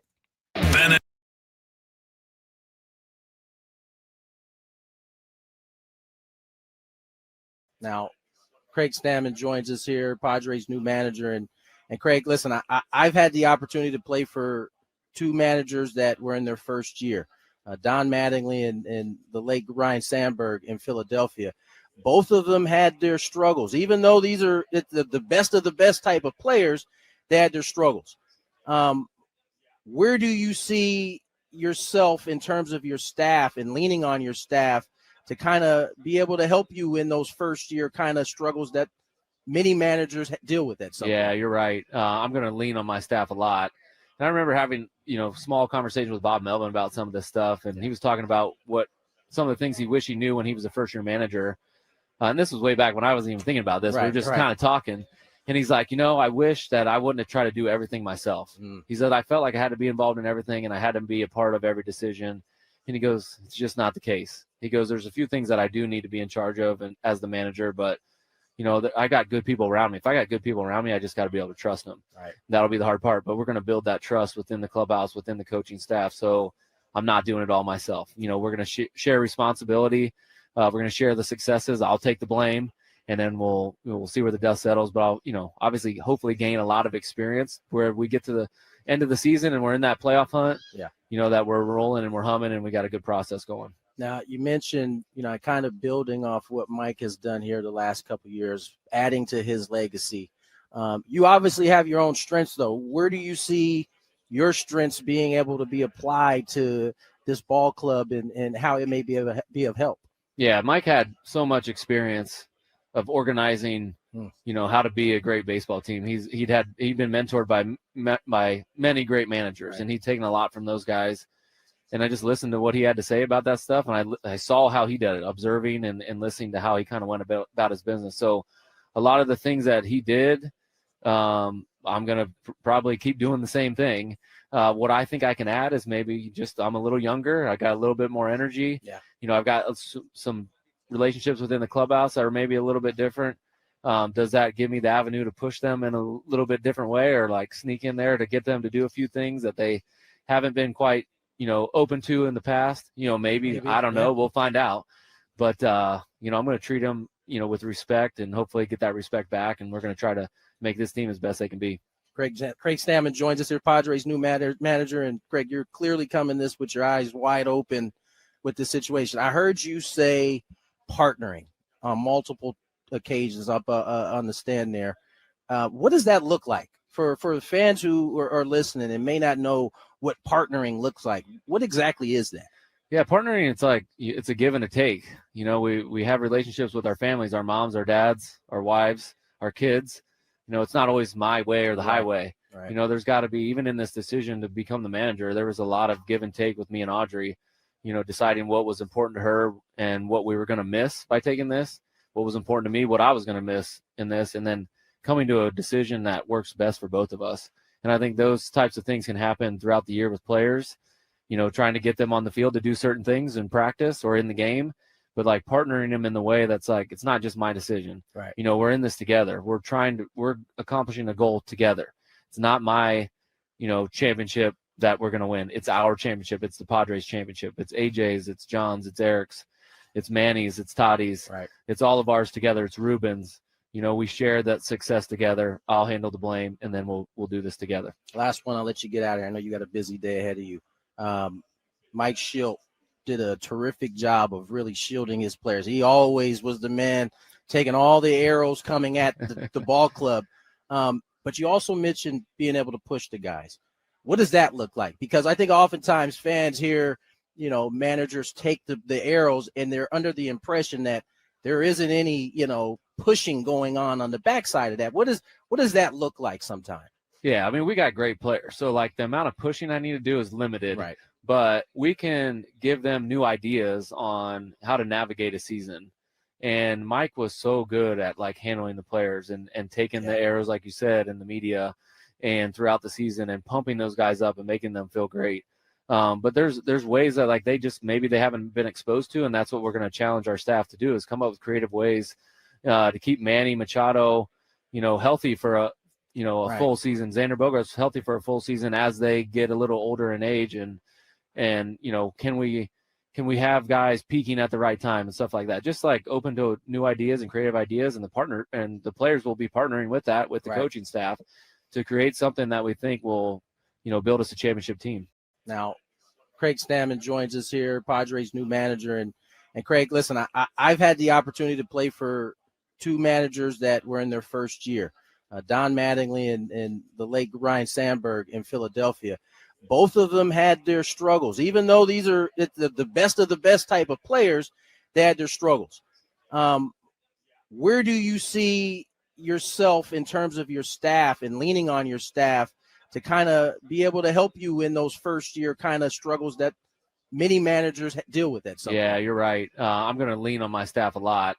And I remember having, small conversations with Bob Melvin about some of this stuff, and he was talking about some of the things he wished he knew when he was a first-year manager. And this was way back when I wasn't even thinking about this. We were just kind of talking. And he's like, I wish that I wouldn't have tried to do everything myself. He said, I felt like I had to be involved in everything and I had to be a part of every decision.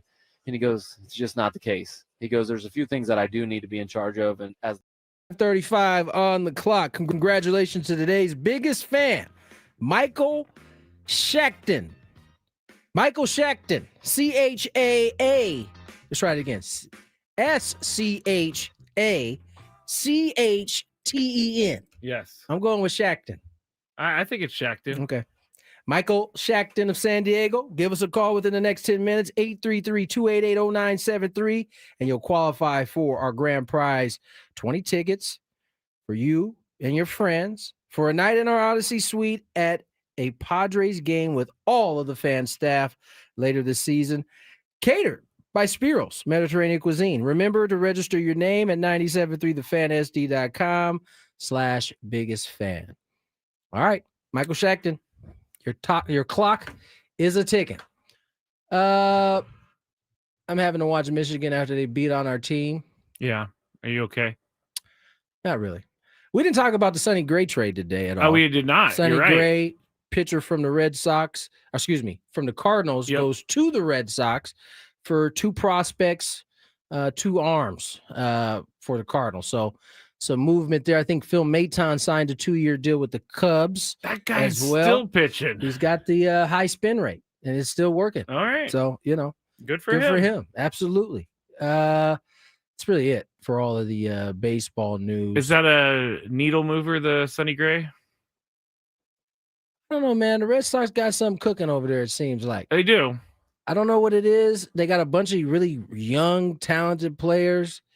They got the year from Crochet that, I don't know that everybody was expecting at that rate, but now you had to do like Sonny Gray, who, by the way, didn't miss 1 start last season. He made every one of his starts.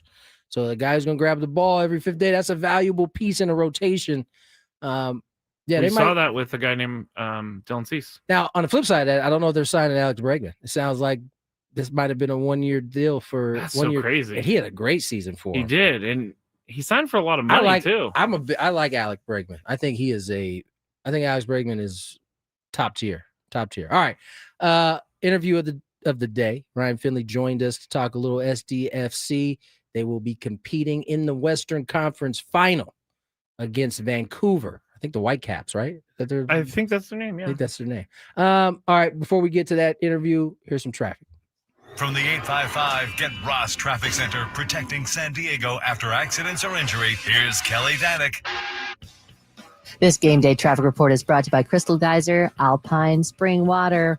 Well, whether you're on the roads to try and get a jump start on the holiday weekend, or maybe you're cruising into town for the holidays, or maybe you're just trying to get home from work, whatever it is, hang in there out there, guys. It's pretty busy. A couple problems on the coastline. Disabled vehicle stopped on 5 right before Manchester. It's over to the right shoulder. Further down, right before the racetrack, got a collision involving several vehicles. It's blocking the second lane from the left. There's another vehicle over to the right shoulder. Also have a stall in middle lanes on northbound 5 before the 78.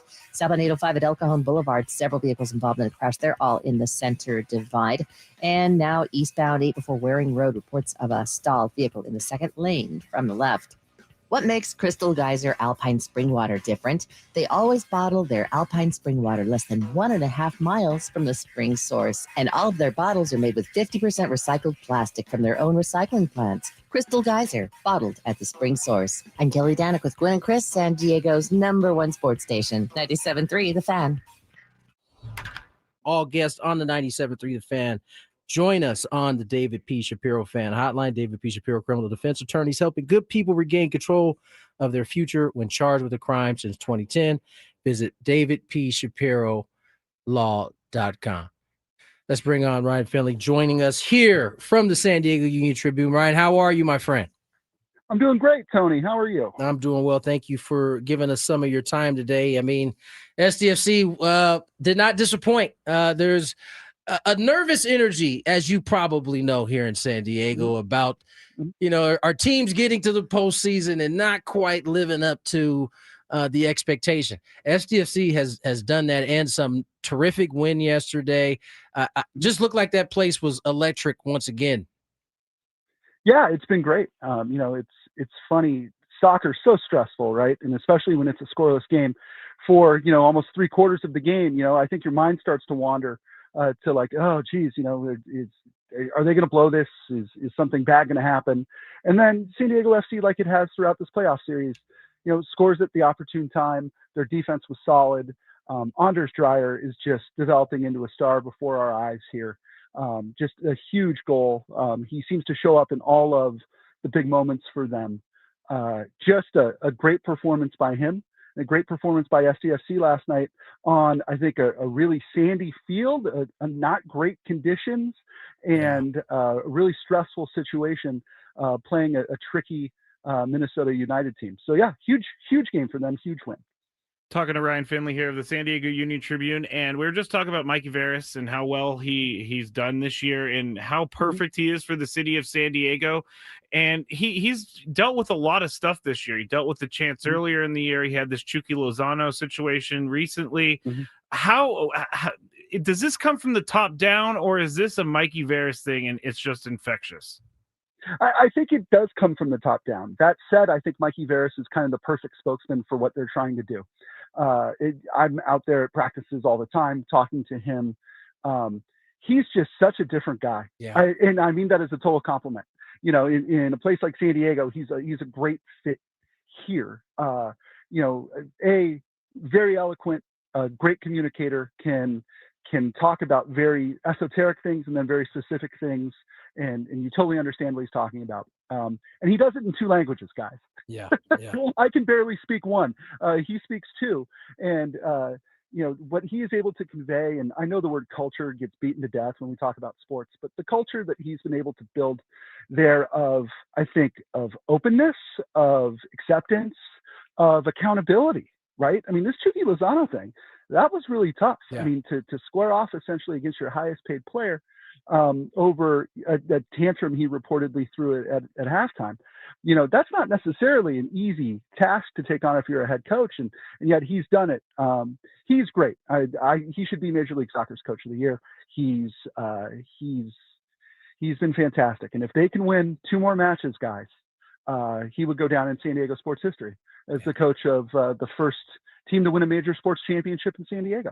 You're starting to be able to kind of to feel that. Like, I think we brought it. I think I actually had this conversation with Joe Musgrove at the first game of the playoffs, and it was like, man, they could actually be the first ones to actually pull this off. And here we are, 2 wins away, as you said, Ryan. Let me ask you about the performance of the team. And I was just talking about Manu Dua. He played a terrific game, really covering both sides of the field. He seemed to be one of the last 2 defenders every single time Minnesota had an opportunity. I mean, this is a young player that looks like they're going to be able to build around along with a few of the other young players they have. Yeah, he's a guy who a year ago was playing at UC Santa Barbara, right? They made him the number 1 pick in the MLS Super Draft, which means almost nothing, right? The number 1 picks in the Super Drafts don't exactly jump right into the starting lineup. They bring him here. They change his position, guys. And it took, a month, 6 weeks or so before they got super comfortable putting him out there. And he's just been fantastic. And Tony, you know this, especially on a championship team, you need guys to have career years. Yeah. You need guys to overplay their salaries, right? You need great value from some of your players. And if you look at, San Diego FC, maybe it's not surprising that Anders Dreyer and Chucky Lozano are kind of their 2, big scorers. They're the guys who make all the money on the team, right? But then you look at Amal Pellegrino, who was acquired at their trade deadline and has been just amazing in sort of starting in Chucky Lozano's old position. He's been great. You look at the goalkeepers. Not enough's been said about Pablo Ciciega, a guy who sat for most of this season, then had to enter in the middle of game 2 of their first round when CJ Dos Santos got hurt, and he's been really good. There are all these guys. Ian Pilcher last night, a player maybe not your average San Diegan can name, Ian Pilcher has a sliding stop of a sure goal to keep, San Diego in the game. And, if San Diego's down 1-0, you guys watch enough soccer. Mm-hmm. If you're down 1-0, that's when you start to think about all the great San Diego sports teams that couldn't pull it off, right? Keeping that score tied 0-0 and keeping San Diego in it and the momentum and the crowd on their side. Just, you can't say enough about how well those guys have played. Talking to Ryan Finley of the San Diego Union Tribune about SDFC. And I want to talk about the San Diego sports curse, because going to the championship game in their first year and winning seemed like it wasn't ever going to happen before the season started. Now that we're here, it could happen. I don't want people to get mad at this team if they get to the championship and they lose that game. Like, where are we at with that sort of San Diego sports curse? Because I think it's pretty incredible that the team is in the championship game, in this hypothetical version of mine. Yes, in a way, the game is over and they've already won, right? By being the first expansion team in MLS history to do so many of the things that they've done, the most wins, the most points, to be the number 1 seed in the Western Conference Final, or in the Western Conference, and now headed to the Western Conference Final. This season is an unqualified success for these guys, and they are the story of the year in San Diego sports. Full stop. Right now in 2025. If they don't win another game, they're the story of the year in San Diego sports. I think that said, until somebody wins that championship, I think San Diego's going to look at talented teams like this and go, okay, but can you win the big one? Right. And it's unfair to them. I get it, but it's an opportunity for them too. I mean, for this club, they are 2 wins away from doing something that 60 years of San Diego professional sports teams have been unable to do. What a way to write their name in sort of San Diego's record books than by pulling that off. Yeah. So as you said, 2 wins away. I want to talk a little bit about that matchup yesterday, because you brought up a great point. If that goal is not, that ball is not stopped from going in the goal, they're down 1-0.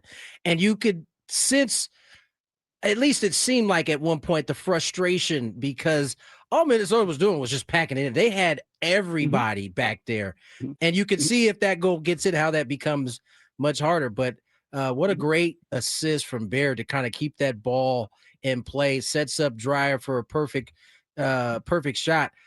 I mean, that's the I guess the one opening that they really had all game. Other than that, they didn't have a ton of opportunity. I know. It's so funny. I was trying to talk to somebody about this yesterday. Is it like playing kind of the old Syracuse matchup zone defense, right? Where the other guy just packs it in, and it's just so frustrating, right? Because you can't really shoot over it, and you don't really want to drive into it. I could see the frustration building there too. And then you look at that pass by Baird, and Baird is another one of those guys, right? It's been Anders Dreyer's the hero every night, but there's almost always somebody else there too. And, he's a San Diego native, Baird. He was acquired mid-season. This was not a guy who was in their long-term plans at the start of the season, not a guy whose jersey you see out in the community necessarily. He has this great pass to set up this just season-defining goal by Anders Dreyer. This is what championship teams do. They find a way, and I don't want to get too far ahead of ourselves here, but they've shown enough, I think, in their last 2 matches, right? The 2 knockout game, or I'm sorry, the Portland match, game 3, and then in this knockout game, I think they've shown enough here, to show me they can play with anybody in this league. And now, they just need 2 more wins. Talking to Ryan Finley here of the San Diego Union Tribune, easy for me to say. And we talked a little bit about it earlier. I know there's not much that can be done about the field and how it looked last night and everything like that. But I'm seeing people saying that they need to move out of Snapdragon already. Do you think Snapdragon is the right place for them? Yes, I think it is. I think that look, they will figure this out. Snapdragon had field issues long before San Diego FC showed up. This is something that can be fixed. Obviously I'm looking ahead to what could be 2 weekends from now, where the Aztecs could be hosting a Mountain West title game and SDFC could be hosting an MLS Cup game. Yes. And so what's going to happen there? We're working on something today that'll be in tomorrow's paper, laying out a couple of their different options there. But, this is, Snapdragon is, I think, a perfect place for them. It's a fantastic soccer facility. You know, I know it was built for football, but certainly they built it with an MLS team in mind. The sightlines are amazing. The atmosphere is great. People have proven from throughout San Diego that they're willing to drive to Mission Valley just like they used to for the Padres and Chargers. You know, you can't beat the location. It's central. It's great. They just need to be able to grow grass. And at some point, somebody smarter than me is going to explain to me why we can't grow grass in San Diego. You know, I don't understand that. Levi Stadium, when they built it, where the 49ers played, they had a really hard time with the grass because it wouldn't attach to the ground. I was going to say a lot of times when, you know, a new stadium comes up, it does take some time. I mean, even in a place like San Diego, to get the right mix so that it can deal with the type of traffic that it has on it every year. I think that's the other thing that's unique about the state. They got a lot of stuff going on that field throughout the course. No, of the they do. They do. You're right. You talk about the wave, and then you talk about, I mean, there's concerts. There's, you know, until just last season, there was rugby. You know, there's all sorts of stuff going on over there. Is it a great fit for them? I think that it's one of the best 2 or 3 facilities in Major League Soccer, assuming the field holds up. Right. And so I think that the big challenge for San Diego State, who again sort of owns and operates this thing with a management company, I think that the big challenge here is going to be to find a mix that works well for football and football, you know, and I'm sure it exists. It's just not in there now. Right. Last one for me, Ryan, and this is more of an educational question for me. I'm trying to understand Western Conference here, Eastern Conference.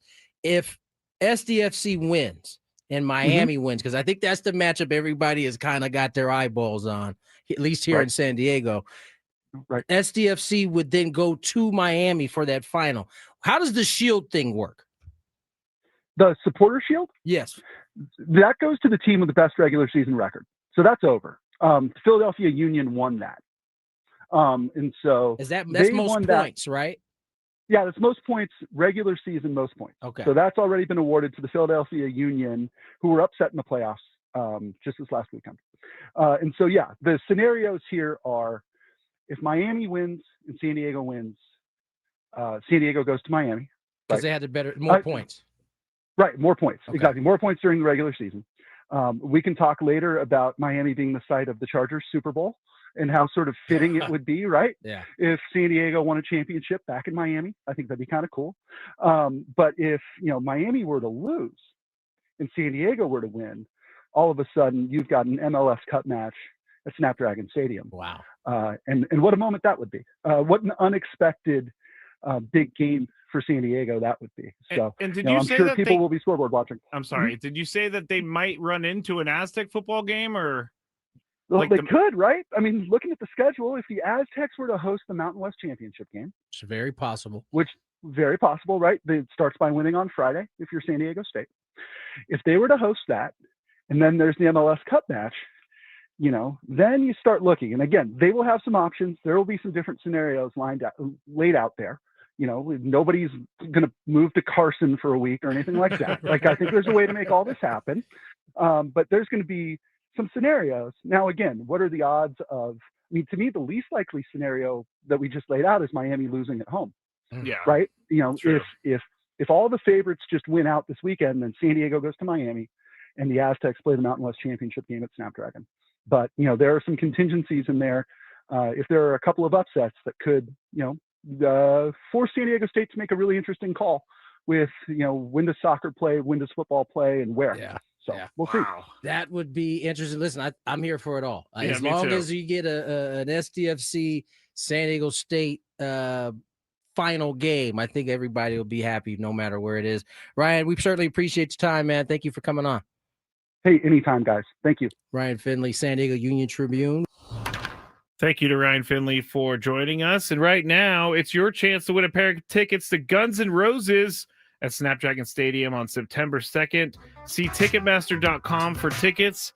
Just be the 6th caller to 833-288-0973, and you will win those tickets. Well, Tony, have a great Thanksgiving. You do the same. You got some Skraby Chronicles coming up for the people, huh?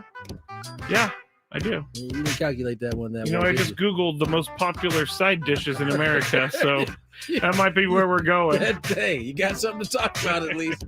All right, as we said, this is the last show before we head out to Thanksgiving. Thank you guys for listening. Hold up. Sorry.